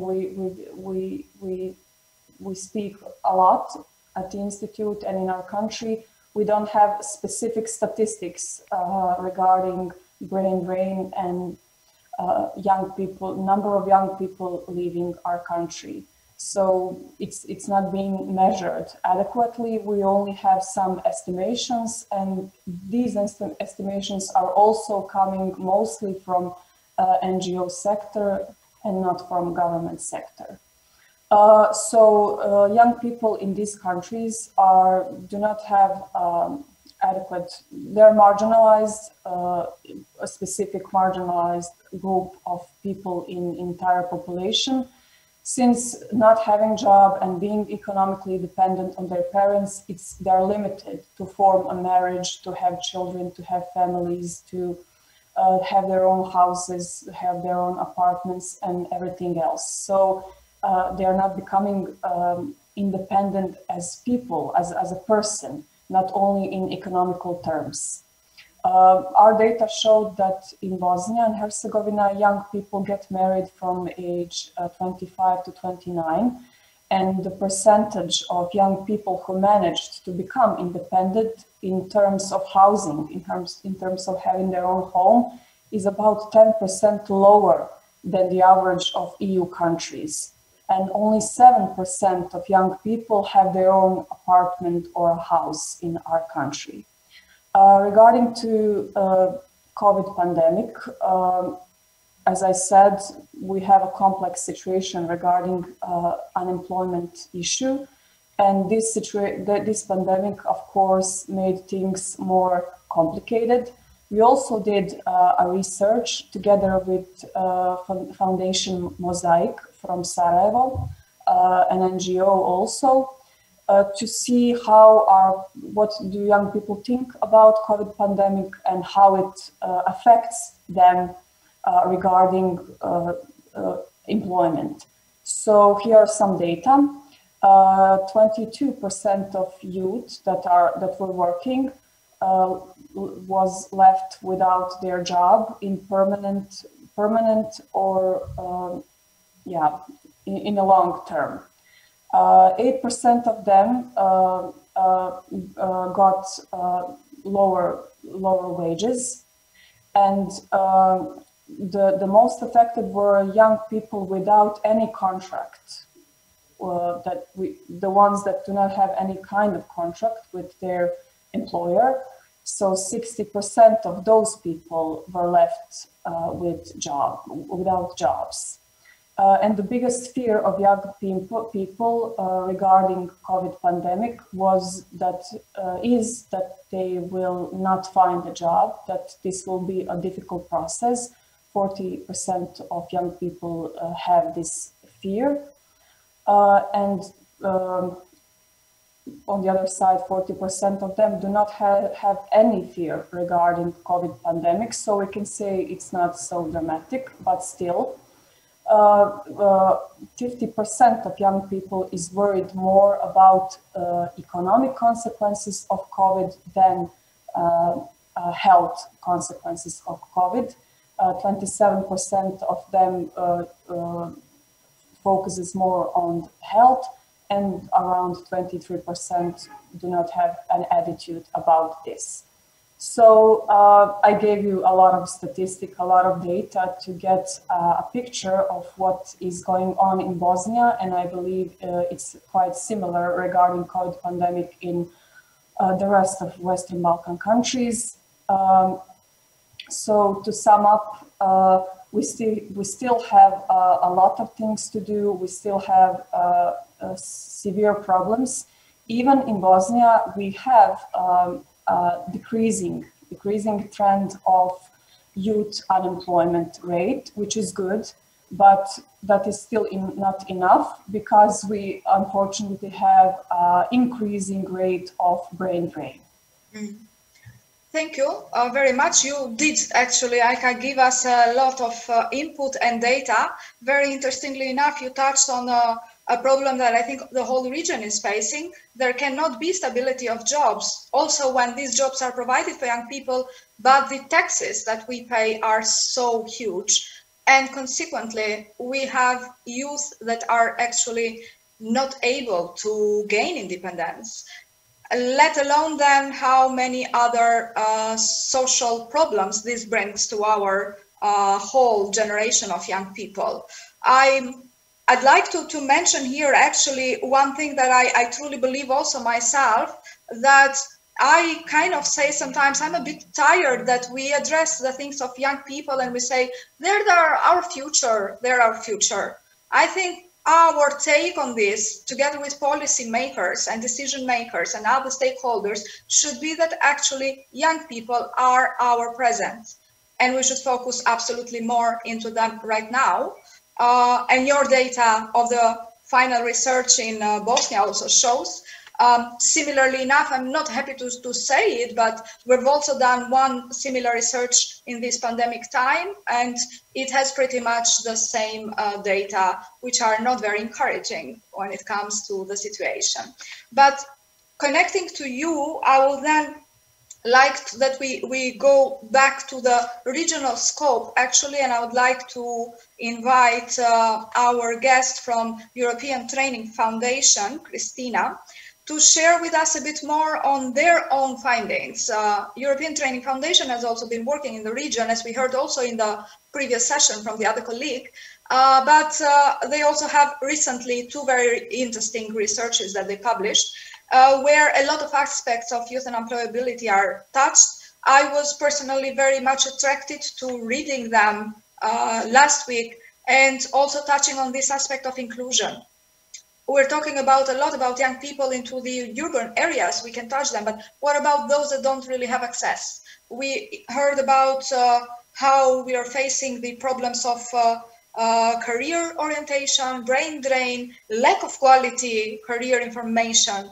Nowadays also this is to be more done online, but do they really have access to this? We can look at it from a perspective of gender-related issue itself as well. How do we compare this? So, Christina, what is the position of the European Training Foundation at the moment when it comes to the labor market policies and the skills for jobs? Where are you focused, and what is happening in this momentum that you think it's really important that we highlight together with all this data that we have? Thank you. Thank you very much. And I thank the organizers for allowing a second ETF speaker in this excellent conference, and excellent at the end of an excellent project, which I truly believe that it should be continued in other formats or with additional partners. But really, I think it's the time now to invest more in this type of cooperation, mutual learning and exchange, because the following 2-3 years, I think the learning aspect, the transformation aspects of our life, professional or even personal, would be extremely important. So ETF, it's an EU agency. First of all, we look at the Western Balkans and we collaborate a lot with you as an enlargement region. So you are a priority region for us because you are so close to the European Union and accession path. But we also work with countries from Central Asia, from Eastern European countries, or Middle East and Northern Africa. And I have to confess, the issues, the challenges, the policy shortcomings and gaps are pretty much similar. Yeah, with few exceptions, there is still a difficult innovation, mainstreaming of innovation in terms of policy, youth policies, be it employment or education or housing and so on. So we look at that, and I think that's the next cycle, big challenge. I mean, Alexandra and Aika have already mentioned the issue of housing, the issue of skills relevance, the issue of education, and definitely we back up these conclusions of your work. What we do now in the region and how we have helped the countries, I mean, mostly we are providing advice and support, knowledge on, for example, building up labor market information systems or information about the skills needs. Because these are an essential component of better career and counseling services. We are also looking at these linkages between economic development and priorities like the smart specialization, for example, and how these are reflected in the education and training system. Are they reflected? Are there new education programs to fill in this new demand or emerging demands from the economic side? Then you know very well, we are also pushing for this agenda of promoting work-based learning. Improving the coverage and the quality, as Alessandra mentioned, of this internship, apprenticeship, traineeship forms. Yeah, there are standards, there are commonly agreed principles at EU level, and we know that the Western Balkans are following this, and you strive to embed this.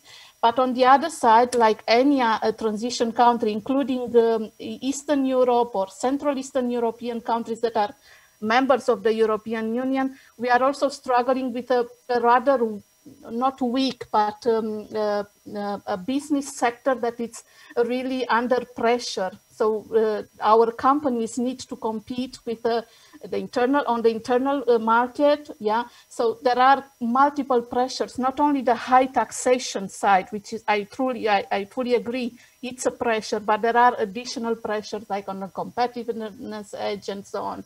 So really we look on that and we try to help the education system to transform.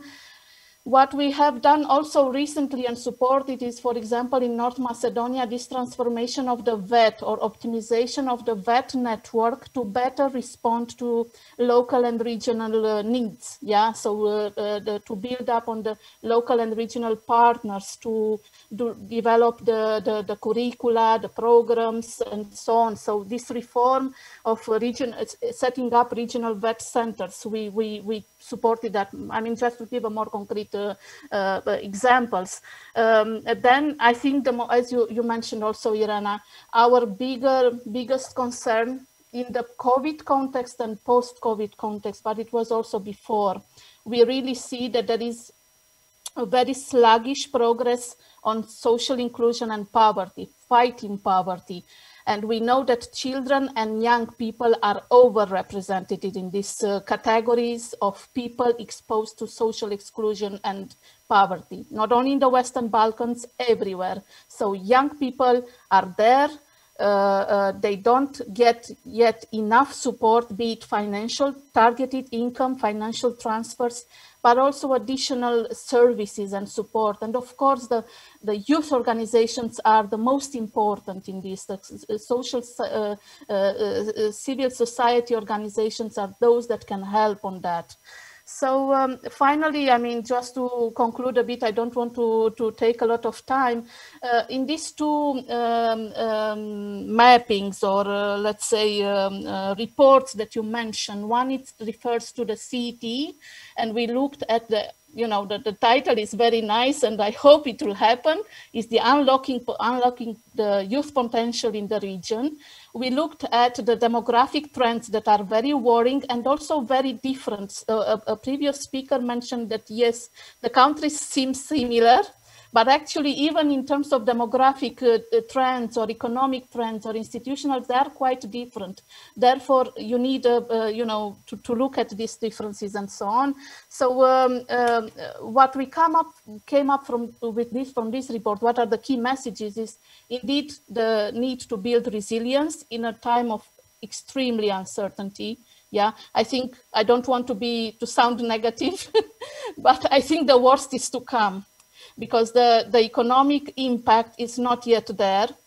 We need to take into account that also the public budgets are very strained now, yeah, with all these investments in the vaccine. You now imagine that in most of the EU member states, and I believe that also in the Western Balkans, the vaccine will be free of charge, you know, so that means that there are huge costs just to give a tiny example, but we are aware of all these subsidizing measures that were implemented in 2020 and have to continue in 2021. So there is a need of for volunteering, for partnership, for support, and there is a space for everyone. So building this resilience and help young people, because we may also end up with a lost generation in terms of skills and value of skills.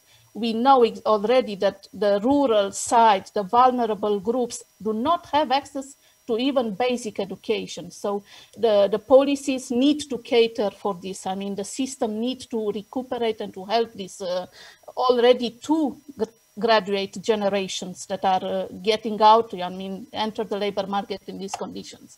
Then definitely the digital and greening transition, it has to be embedded in this and to prepare the Western Balkans.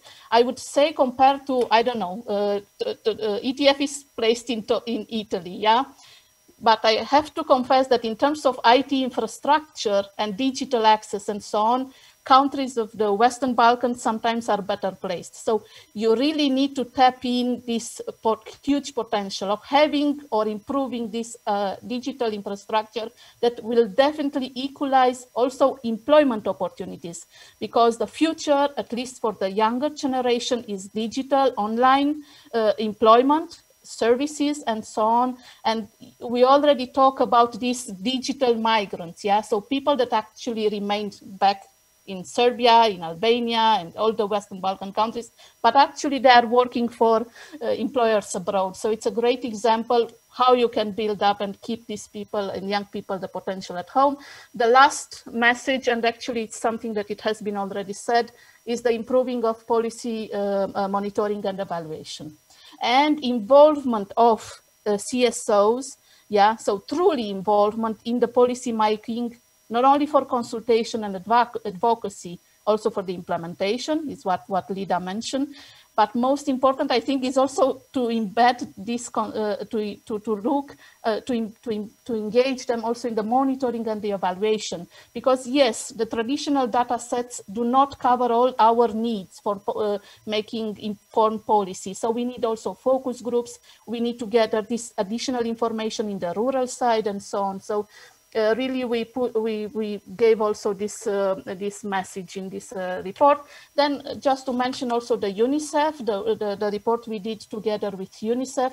This one, it really looks into the impact of COVID. So the preliminary, whatever we could foresee now in terms of impact of COVID on young people. There are messages there, and we will also continue this dialogue. So we really, believe that we will meet again and we will continue to discuss these issues. My final message is about, because also I come from the legislation side. I used to work in the ministry, and I was, let's say, somehow on the other side of the table.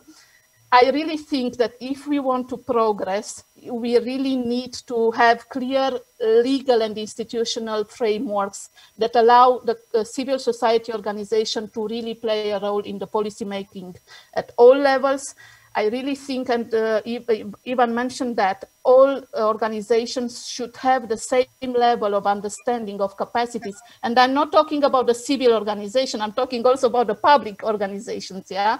So really, and this final point, really, I think this type of grants, this type of projects, and the fact that EU and also other donors are investing in that, it's a great opportunity to innovate, to invent new programs, employment programs.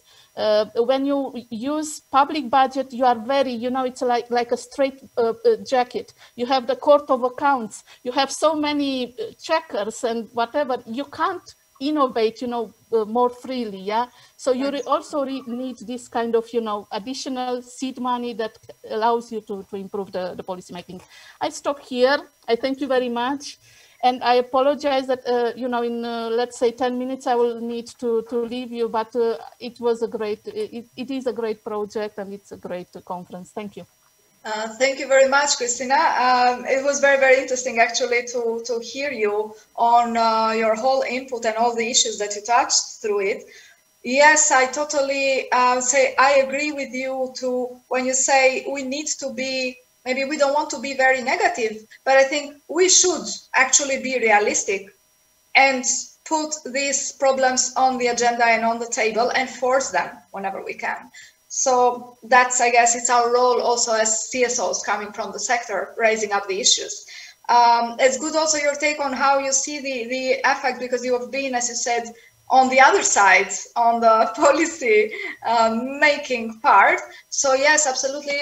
It was said by my colleagues before, it is not easy, absolutely, to have this common understanding of us as a sector who really are committed to put the youth employability and all the better policy development in the same line of understanding with the state actors, which for sure we do understand, as you mentioned, the public budget restraints in this moment. Just to mention one key challenge, let's say, it is a challenging process overall. It absolutely is a challenging process. So the thing of wanting and having to innovate concretely every step of the way is always there. Though you highlighted very well, actually, even when you started, on the fact that not always maybe we need to innovate everything, but we need to take this data that we just heard from both your side, from what we've done. There is RCC with us, who will also share later. There is other actors in the field, gather it up and really work through it and prolong it. So I think from both side and also from the partner side, we would be absolutely happy to also continue our efforts after this project and this fund is finished. Thank you very much for all the input related to it. It's very, very interesting. And for the audience, go into the ETF's website, find the researches there, download them, read them, they're very interesting. So use the opportunity. The same you can do with our researches in WeB4YES platform. Okay, I would like that we pass in another other aspect. We touch this digital, Christina actually mentioned, to link it very well, that sometimes maybe the digital potential, let's say, of the people in the Western Balkans is maybe a bit bigger, as you said, compared to Italy, where you are based. I said when I opened that maybe we were really one step before when WeB4YES proposed into the project to have a one-stop shop itself. So Valmir from Lens, who has been working, Lens has been working on this package from developing the Web4Jobs platform, will tell us now a bit more what is actually Web4Jobs, yes, and how can we use it. And we came to this moment where we needed to have the digital aspect there, and there we are. We had also a lot of challenges throughout. So Vali, elaborate a bit for us what happened with Web4Jobs, where it is right now, how it's going to facilitate the mobility, employability, and traineeship mobility in the region. Okay, thank you very much.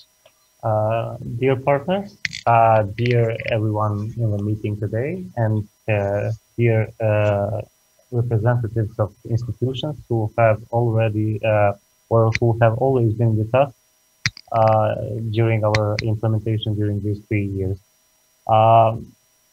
I will try my best to be as short as I can, because I have tried to take off some marks that have been mentioned before from Alexandra and the others, which are in regard to challenges that youth are facing in regard to increasing their or in their future or professional development.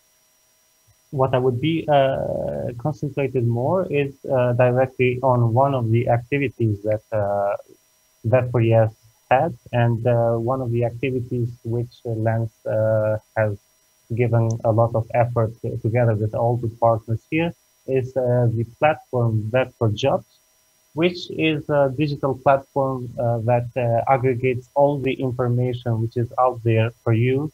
And this platform tries also to sort these information into that particular way, so you will have all the necessary information into one place. So first, I want to try to give a brief explanation of what this platform is, before I go directly to the platform and just try to navigate through it a bit. Before everything, let me start by this, saying this, that first we need to see WeB4Jobs as a platform which has all the information and the opportunity and everything that one person from one country needs in order to find employment.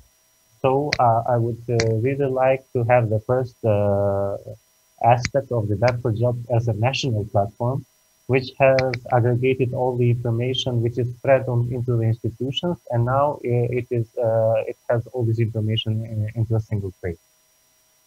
The second part of the platform, which is very important, also is the mobility and the youth mobility aspect, which this platform has been fostering since the beginning of its development.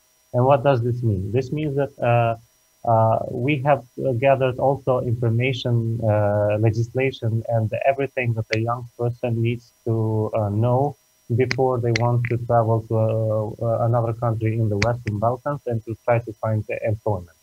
And the third feature, which is also very important, is that if we have young people who are skilled enough to perform remote jobs, we have also included the freelancing platform, which we have noticed lately that now it has been one of the greatest ways of working from home, especially if youth or persons have a specific knowledge. So what these platforms include in detail?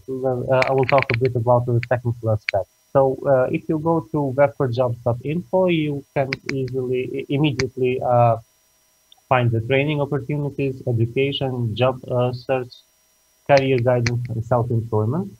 And for who it is this platform? And this platform, it is made for people who are looking for a job, people who want to recruit, freelancers, and people who have never had any job in their life, and now they need an opportunity to have some internship.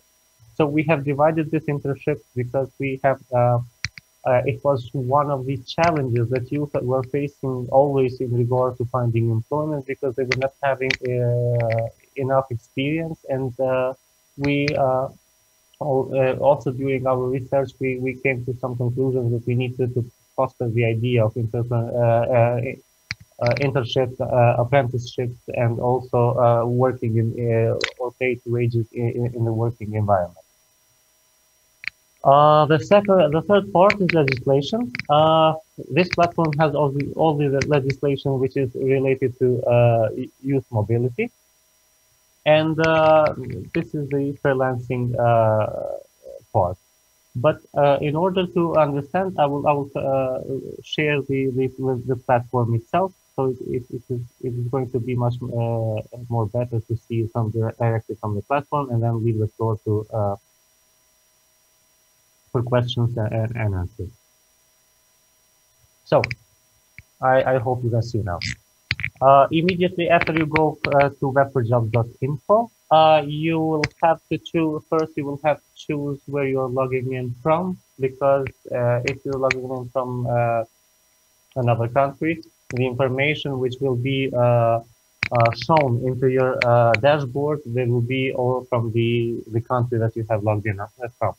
But for the sake of the conversation, I will have to click Albania, because it is the only language that I can read in order to be able to explain it. So now you see that every information is over there. There are jobs aggregated and more. What this platform also has is the opportunity for people to register. So in the registration part here, you can register, and then you can register as a person who wants to recruit youth, or you want to register as a person who is looking for a job.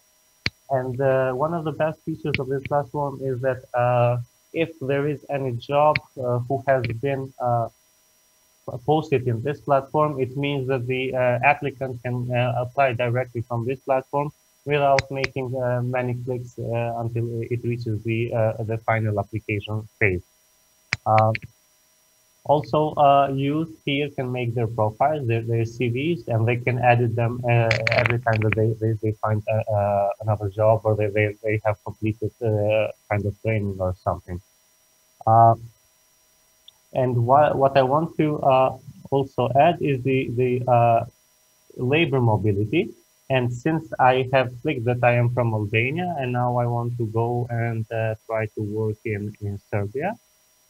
And then if now you see down there, I will have all the necessary information which are existing there in order for a person from Albania to have the opportunity or to have the right to work in Serbia. So this is how the platform has facilitated the collaboration between job seekers and persons who are offering jobs. And the same it is happening also in the freelancing platform. In the freelancing platform, it is the same, but the users need to be registered as freelancers. I would like to go to Ira's question that she mentioned that we were ahead of everything. It is true because the idea of WeB4YES came from the experience of all partners that we were working for many years in regard to youth employment. And then by knowing the situation very well, we understood that the youth are in need on something that is digital, and it will break all the physical barriers. Furthermore, this situation of the pandemic, especially the COVID-19, has shown us that sometimes the idea of remote jobs will be more and more also developed also in our region. And we have noticed that most of the businesses, especially the businesses who have been able to shift their activities into online activities, they have been able to survive. The others are really struggling to stay in the market. So WeB4YES, with this activity, with this platform, has already foreseen a great feature, which is helping people to work from the remote areas without having the burden of crossing or going extra mile for a job. So I would ask for the last, as a conclusion, I will ask you to go first and check the WeB4YES platform, and I will be here in the panel session for every question that you have, and I will try my best to respond to that. Thank you very much. Thank you, Vali. Thank you very much. A very good presentation. Actually, I am almost also myself amazed, though we've been working on this all together, but it is actually a lot there, and it is very relevant, as we said, in the moment's time. I'd like to be very honest and direct to the audience itself when remembering that when we launched this by beginning of March this year, if I'm not wrong, pandemic had just hit already, and we were a bit skeptical, like, shall we promote this type of labor mobility that we want the platform to reach itself and to give? And we laid a bit low for a bit of time, but shortly after we understood actually that, well, yes, we are now going to live with a digital information more and more. Our time on the screens will be absolutely more focused than our work in the fields, and young people are more there. So absolutely, I think the potential of the platform itself to be even developed further for future, no matter that our project is ending this year, I think it's absolutely there. So thanks for the whole presentation and the insight into it, Vali. And as Vali said, go and check it out. It's quite interesting. Give us comments and suggestions. If things are not working properly, if things are to be changed, if you have any suggestions, and this is absolutely a call for young people themselves, for those who offer jobs and for those who would like to also use the freelancer perspective of the platform itself. Great. We will close this big input with our other guests today, and I will pass with Adem Gashi, the team leader of RCC, Western Balkan Youth Lab, which, as I mentioned in the opening, it was, if I'm not wrong on dates, 14 and 15 of December, just a couple of days ago, actually. RCC itself was hosting the first kickoff event of the thematic regional youth lab, where the focus was also youth employability. And again, this is great to hear that a lot of regional actors have a focus into the youth employability. Adem, tell us a bit more what went on with this youth lab itself. What were your key recommendations produced there? Are they in line of what we're talking about? And do you think is there space that all the regional actors that are in this conference and others out have a better basis, let's say, to cooperate more maybe and to advance a bit more into this aspect? Thank you, Irena. Can you hear me? Yes. Oh, okay, sounds great, sounds great. Okay, I would like to thank you and the organizers for inviting us as well in this two-day conference. We saw the list of the speakers, and it's remarkable, I mean, to have this event at the end of the year and to share all the experiences, as well as to see, I mean, how far the project, your project, has gone in the region. With regard to myself, I come from the Youth Lab project that is implemented by the Regional Cooperation Council, and it's a 3-year project that is funded by the EU. And as a project, we started in 2020 in January. And as everybody, I mean, else, we have been challenged by the pandemic in the way how the project has evolved and has progressed. But nevertheless, we have successfully started with the youth policy labs in December, as many other activities, or as all activities, regional activities, online as well. I would like to highlight that as a project, we stem from the commitments of the Berlin process on increasing and improving participation of youth in decision-making, the commitments that were made by leaders from the Western Balkans and EU leaders in 2018 and reinforced in 2020. So as a project, we focus much more on the process in that sense. As a project, we focus much more on the process, but nevertheless, we support the youth and public administrations in co-designing policies, as well as strengthening different youth participation mechanisms. I would not quote somebody from far away or somebody, I mean, in a well-known person or something, but I will quote, maybe to help to start this this presentation, one of the young people that was at our conference 2 days ago, who said that it's not about one solution, it's about producing solutions and producing them jointly with youth. So this was very important to highlight, and it's very important for all of us different projects that are supporting youth in the region, that there is not a single solution. In every project here, in every organization here, I see that all of us have a role. All of us are contributing to a certain way to improve the position of youth in the Western Balkans, and as well as to support them in every step. But we all have to take this into account, that we have to do this jointly with youth, not to serve solutions to the youth.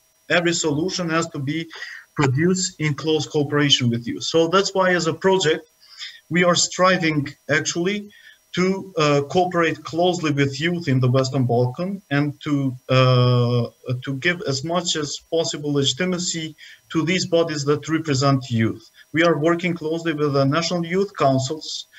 We have a capacity building instrument that we have developed, and we already are cooperating, for instance, with National Youth Council in Macedonia to improve the communication aspect in their regard. We are seeking cooperation with other national youth councils, and that is why also when we organized the Youth Policy Lab, we cooperated closely with umbrella youth organizations and national youth councils to select the youth that is going to participate in the youth policy labs to design jointly with policymakers policies to address youth unemployment. So for us, it hasn't been that from the beginning on as a project we have selected youth unemployment as a topic, but nevertheless, after wide consultations with youth organizations, with policymakers in the region, the conclusion was that they want to address youth unemployment through the youth policy labs.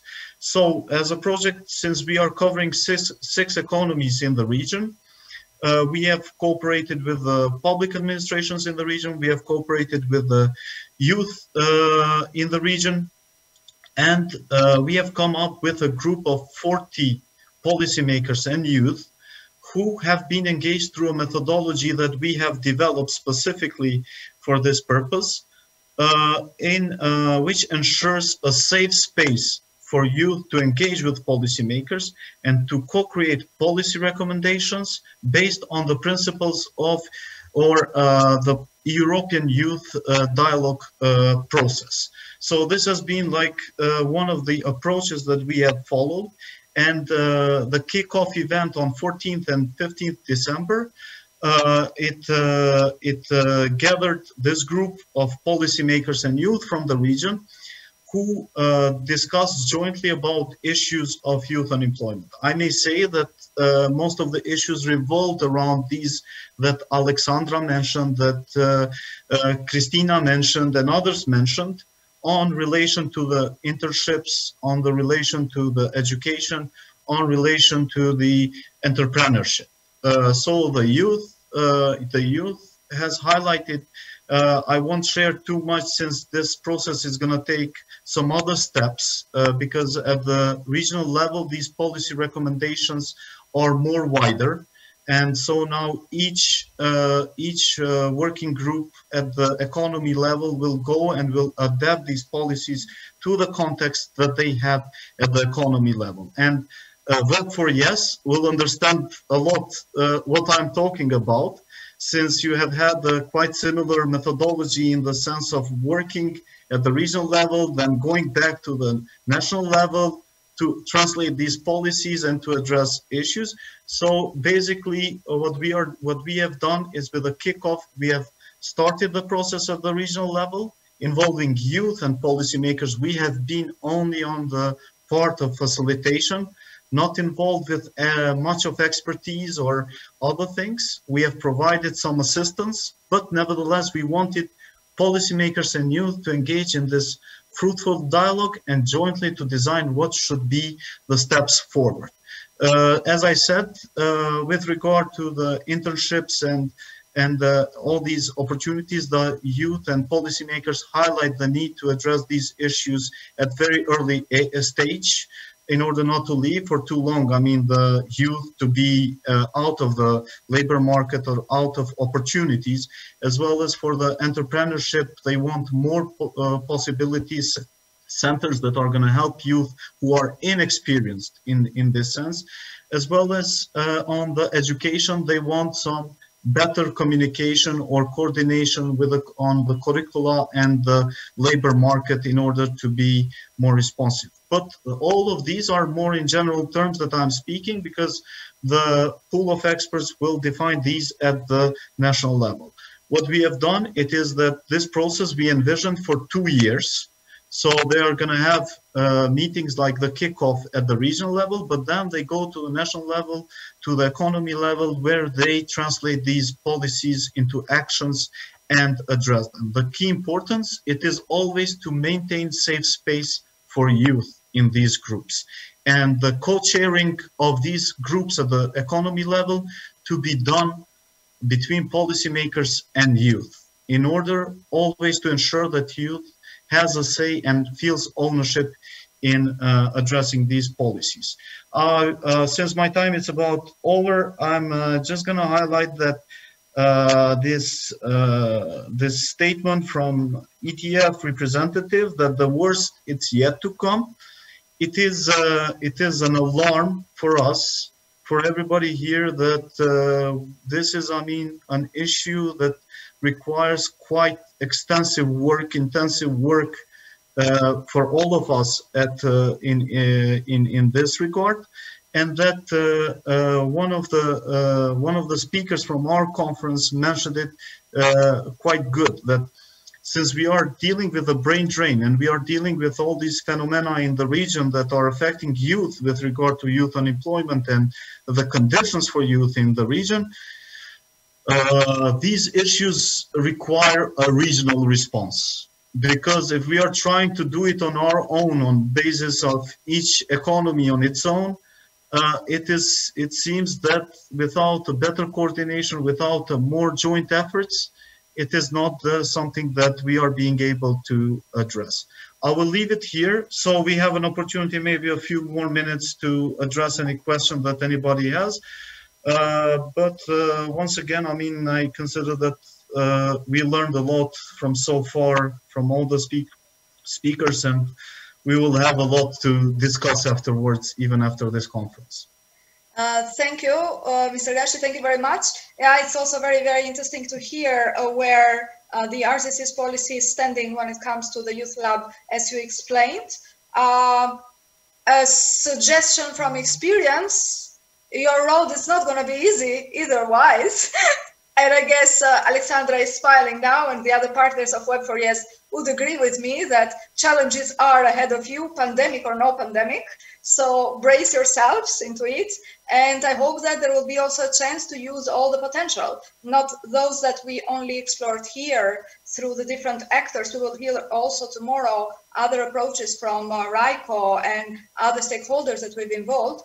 But yes, I totally agree with you. Somehow the worst is yet to come, and the post-pandemic phase is not yet here. So that's what we should think of, because here, at least sometimes from our policymakers at some level, I heard articulation of post-pandemic. We are not yet in post-pandemic. We are in pandemic, and we don't even know yet what the post-pandemic will be.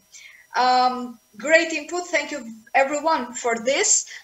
We are actually right on time as previously planned, but since we started 10 minutes with delay, I will get a couple of minutes more. We have one question from our audience, and it's this one.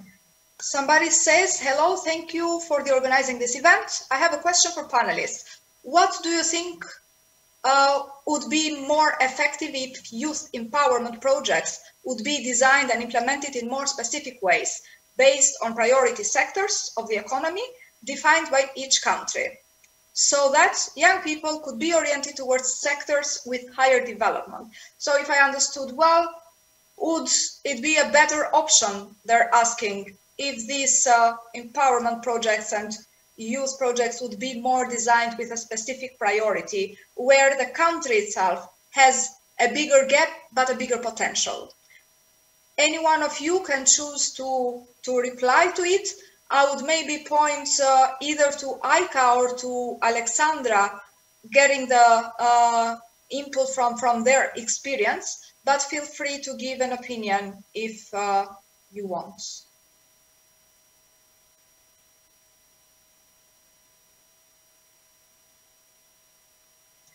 Just don't forget to open your microphone if anybody would like to reply to our audience on that. Yes, I can perhaps just briefly, if I understood the question. Well, I mean, I think that it also depends, and the answer is that it depends. It goes back to the data, and it would be good in these also in creating any kind of measures to go back to what we already know, what the gaps and priorities are, and then all the other decisions should actually stem from that perspective. So for a start, I hope that someone can perhaps continue. Yeah, thank you, Alexandra.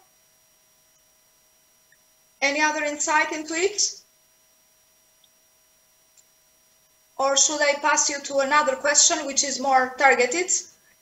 We have actually one more question from our audience who asks, in this case, the question is for Mr. Gashi.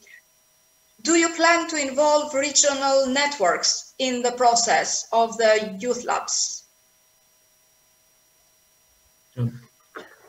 Thanks a lot, Irena. So with regard to the regional networks, we have communicated, I mean, since, and we are happy that we are very sorry, I mean, to hear that the WeB4YES, it's on its end of stage, and I hope that you will reconfigure the project, or we will hear more updates from your project. We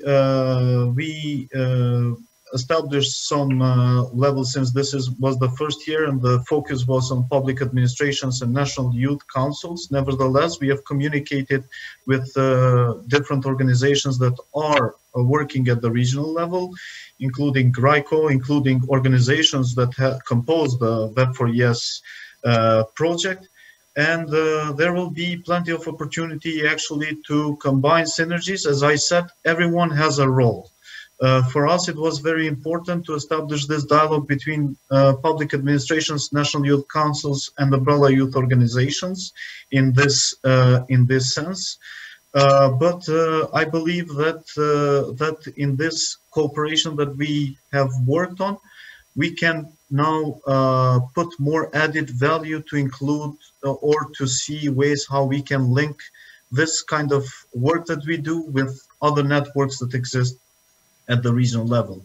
And so especially, I mean, the synergies that we can build with RICO, with Southeast European Youth Network, with other organizations, that we can explore opportunities. Mm-hmm.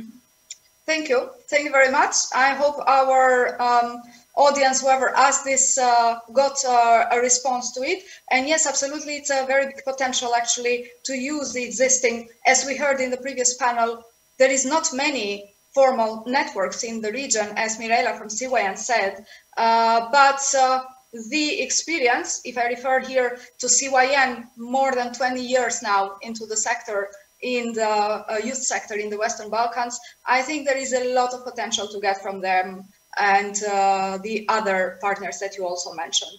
So yeah, I think we have a lot of more work ahead of us. Every end is a new beginning, as we would say. Sometimes these seem a bit cliche, but I would say cliches have a reason to have become so. And closing with this, without wanting to take a lot more time, I will actually just like to remind the audience who's following us that we're also on for the conference tomorrow. So we have very interesting discussions as well in the two panels that you will hear tomorrow. So don't forget to get online and hear us and interact with our speakers as well. You will hear tomorrow also a lot into what we did through this advocacy action. And trust me, there was a lot done, and some processes are really quite well worked through and with good results, no matter how difficult it was. And that's, I would like to highlight, because as I said, yes, absolutely, to influence policies is not always easy. It is maybe the most difficult process. And when it comes from different type of aspects, it gets even more difficult itself. So follow us tomorrow again. There is one last question, just for the sake that we allowed the audience, and I will read it out. And this, I guess, will be our last actually, because after this I will close. Through regional or state policies and similar measures, we place youth mostly temporary, but we need to increase the real number of jobs to place youth in companies, an aspect we heard before as well. Therefore, Western Balkan needs to create business-friendly environment, particularly at local level, to attract local and foreign investors that would create long-term jobs to improve quality of life of citizens. The role of local level or local self-governments should be emphasized in relation to various government measures. What do you think about the role of municipal mayor and business councils in attraction of investors? A good elaboration and a very relevant question, I would say. We did not mention them specifically here, just an intro, while my panelists can think if they would like to reply to this. Through the process of advocacy and through building up our research and findings, we actually worked with municipal level, not only we referring to the Albanian case, but all our partners, from local level to public state level itself. Sometimes very difficult to get them in, but we had a very, very huge representation when it comes to this level.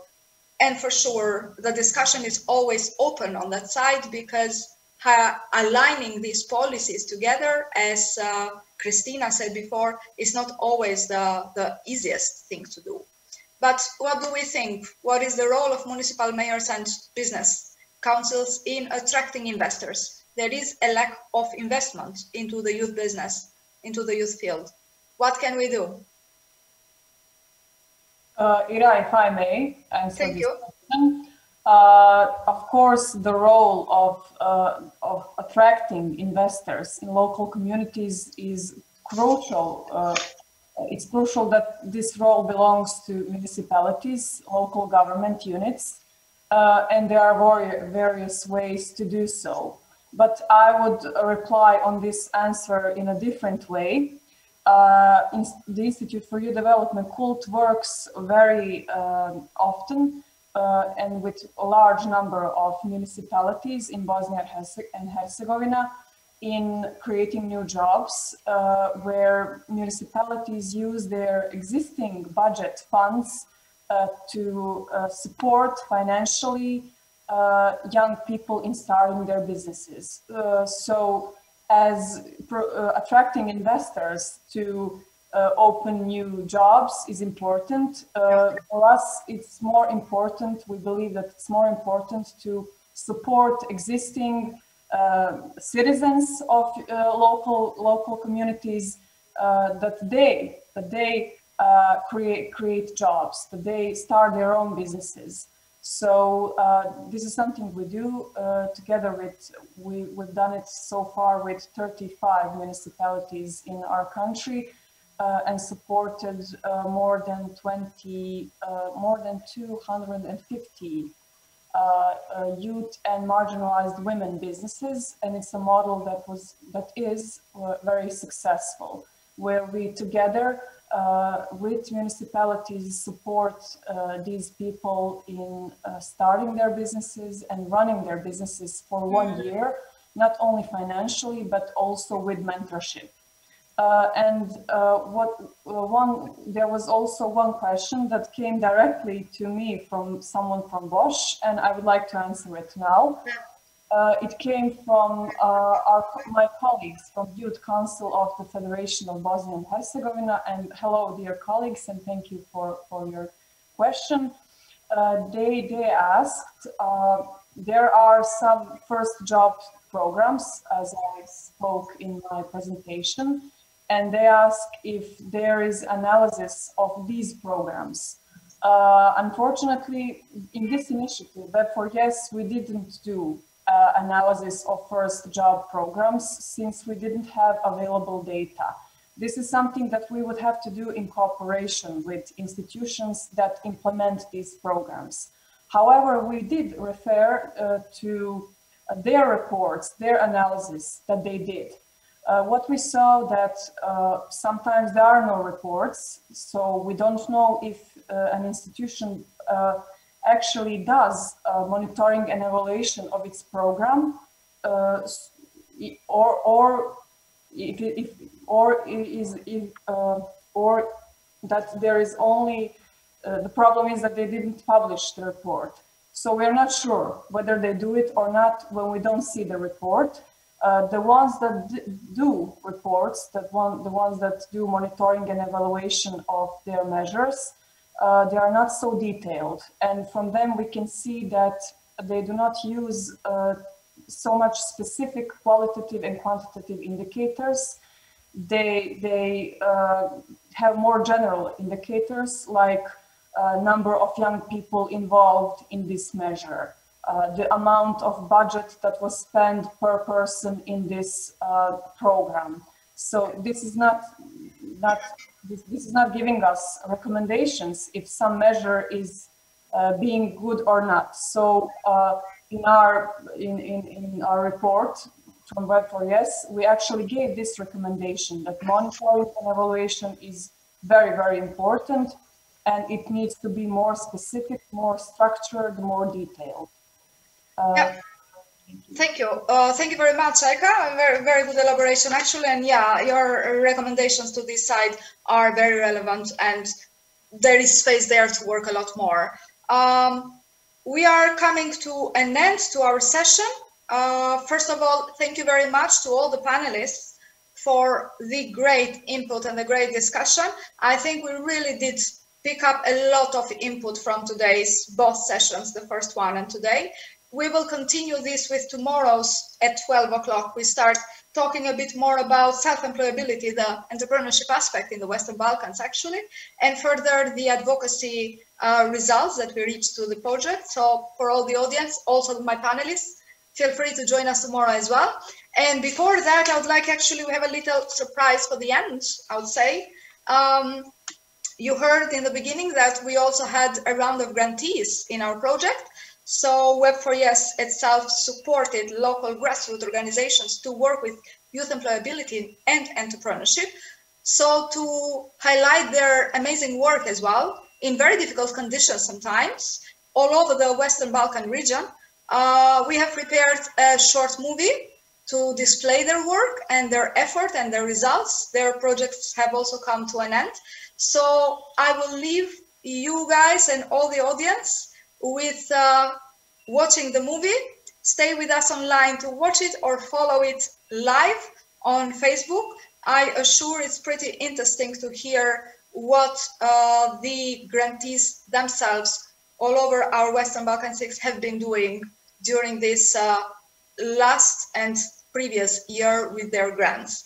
Thank you once again. Thanks to Bosch for also hosting us and making it available that we are completely distant, but we are all together. Thank you guys again for the input.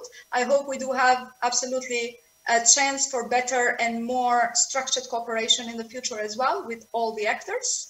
And have a great rest of the day. And I will see some of you for sure tomorrow at 12 o'clock in our next session. Bye.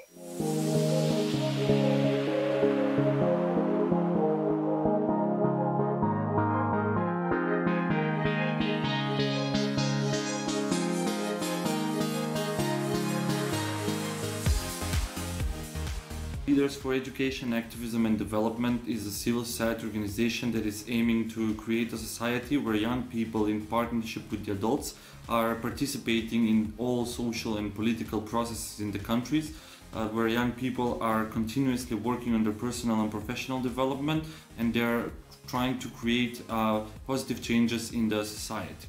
Within the project, 50 young people divided into 2 groups had a chance to participate in a training program that was aiming to increase their capacities, to give them skill set and to give them competence no matter their career preferences, but also to give them a chance to gain some working experience through this project. 50 young people, with the support from our team of trainers, created their own professional development plans.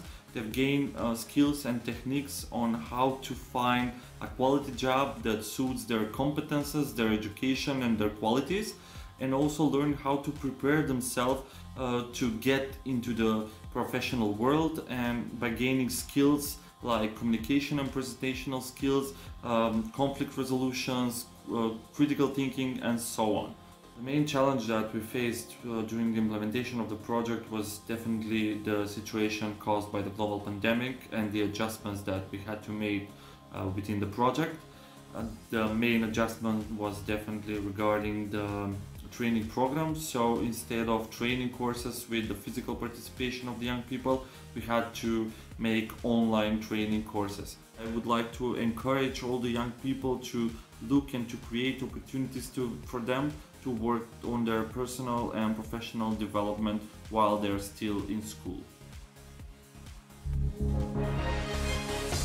What is interesting about us is that we're actually an organization that was founded by young people, for young people, to share the idea of power of youth as catalysts in today's society. Our project was designed to increase the employability among young people, especially university students, high school pupils, and NEETs.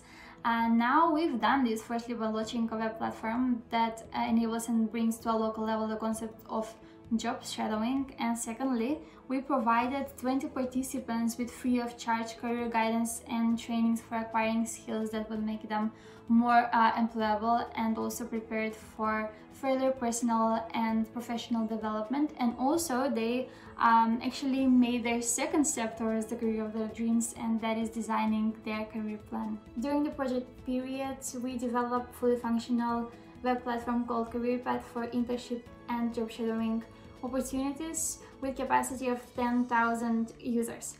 Also, as I mentioned before, we provided 20 NEETs with free of charge career guidance and trainings for acquiring skills with a certified career guide and trainer. And also for the students, with our partner organization EASTA Macedonia, we organized 3 company shadows with total of 60 participants. I think that our biggest challenge was adapting the activities, some of the activities, to the COVID situation. Sadly, this took toll on the quality of some of the activities, especially on job shadowing, but at the end of the day, we still managed to implement them.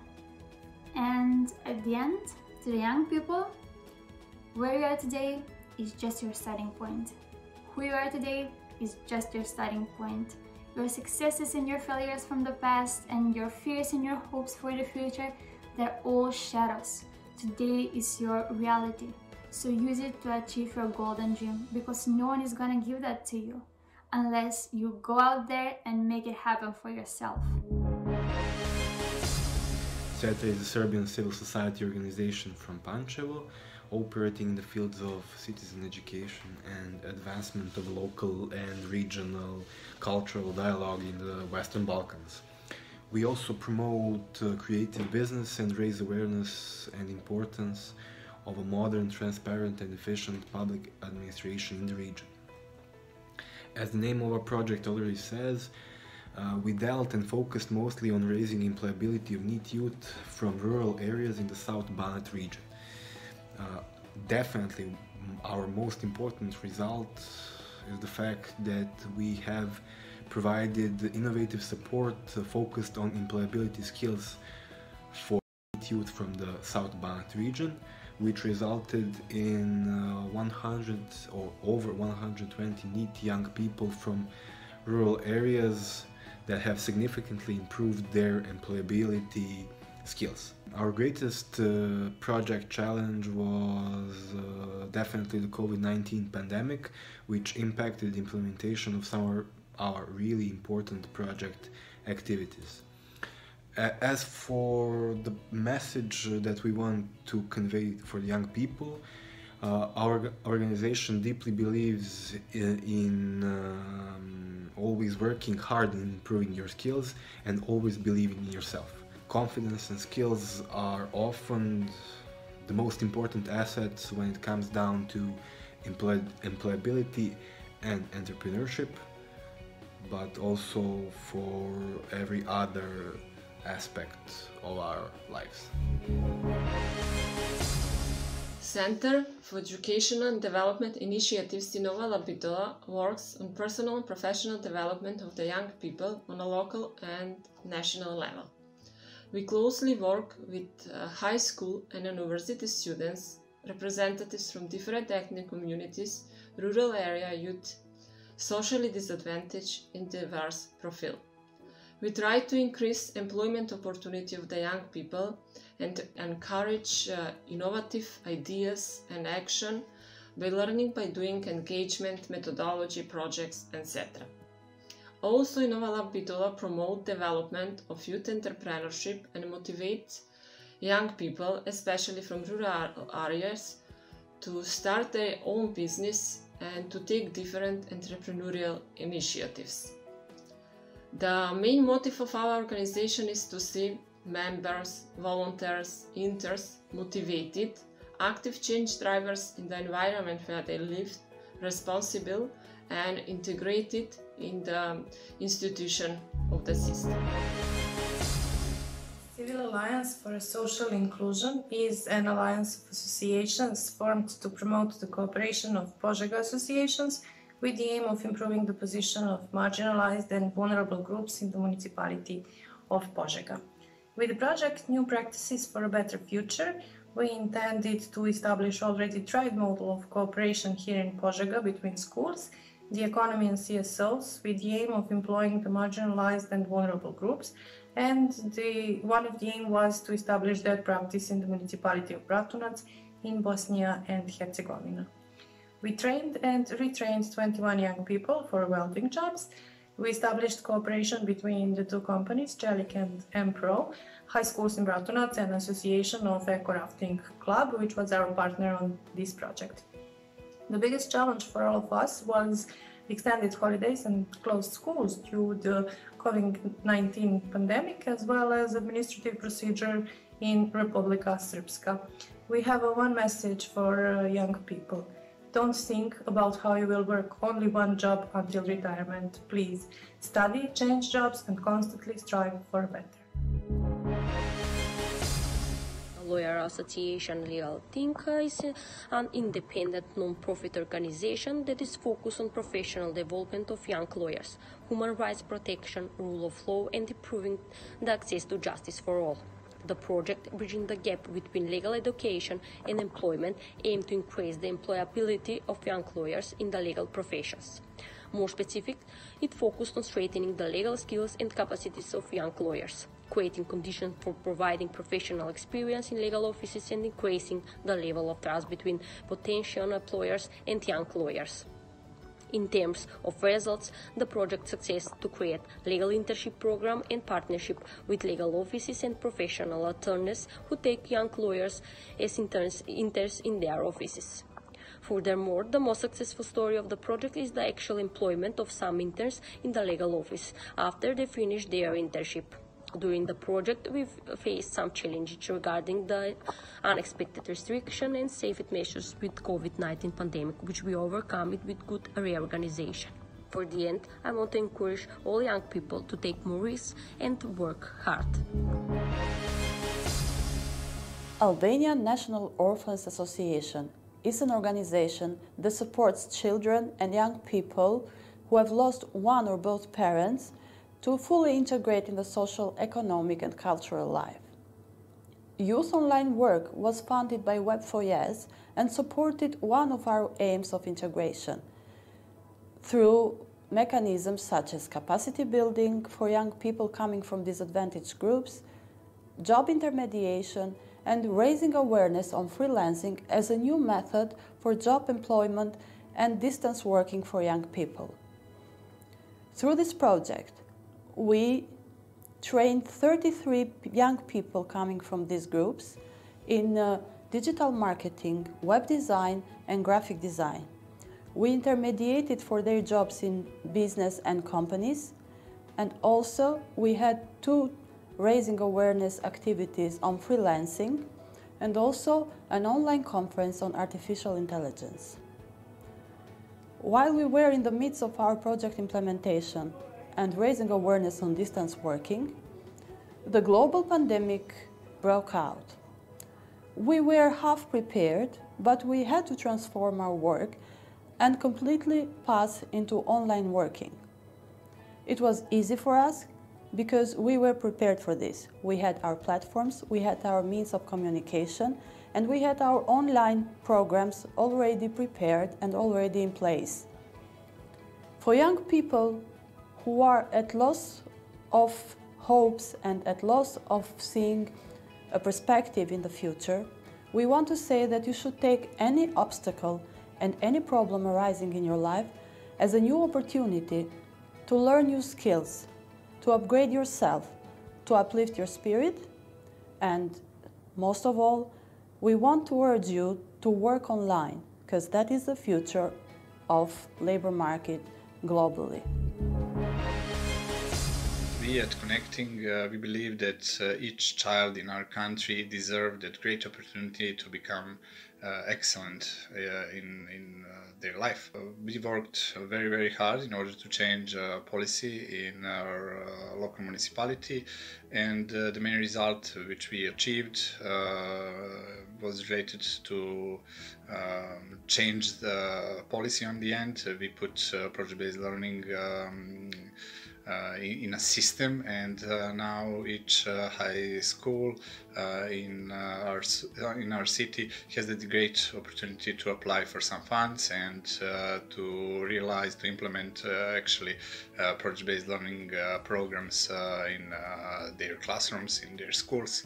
And yeah, now youth have that great opportunity on the other side to learn and to achieve some 21st century skills on a better way, to experience, how to work in team, to communicate on a better way, to express themselves, to develop some projects which are very interesting for them, first of all, and so on.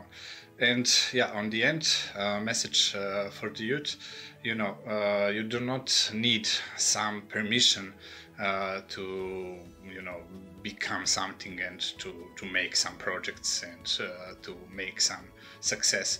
Just put your imagination into action and things will happen.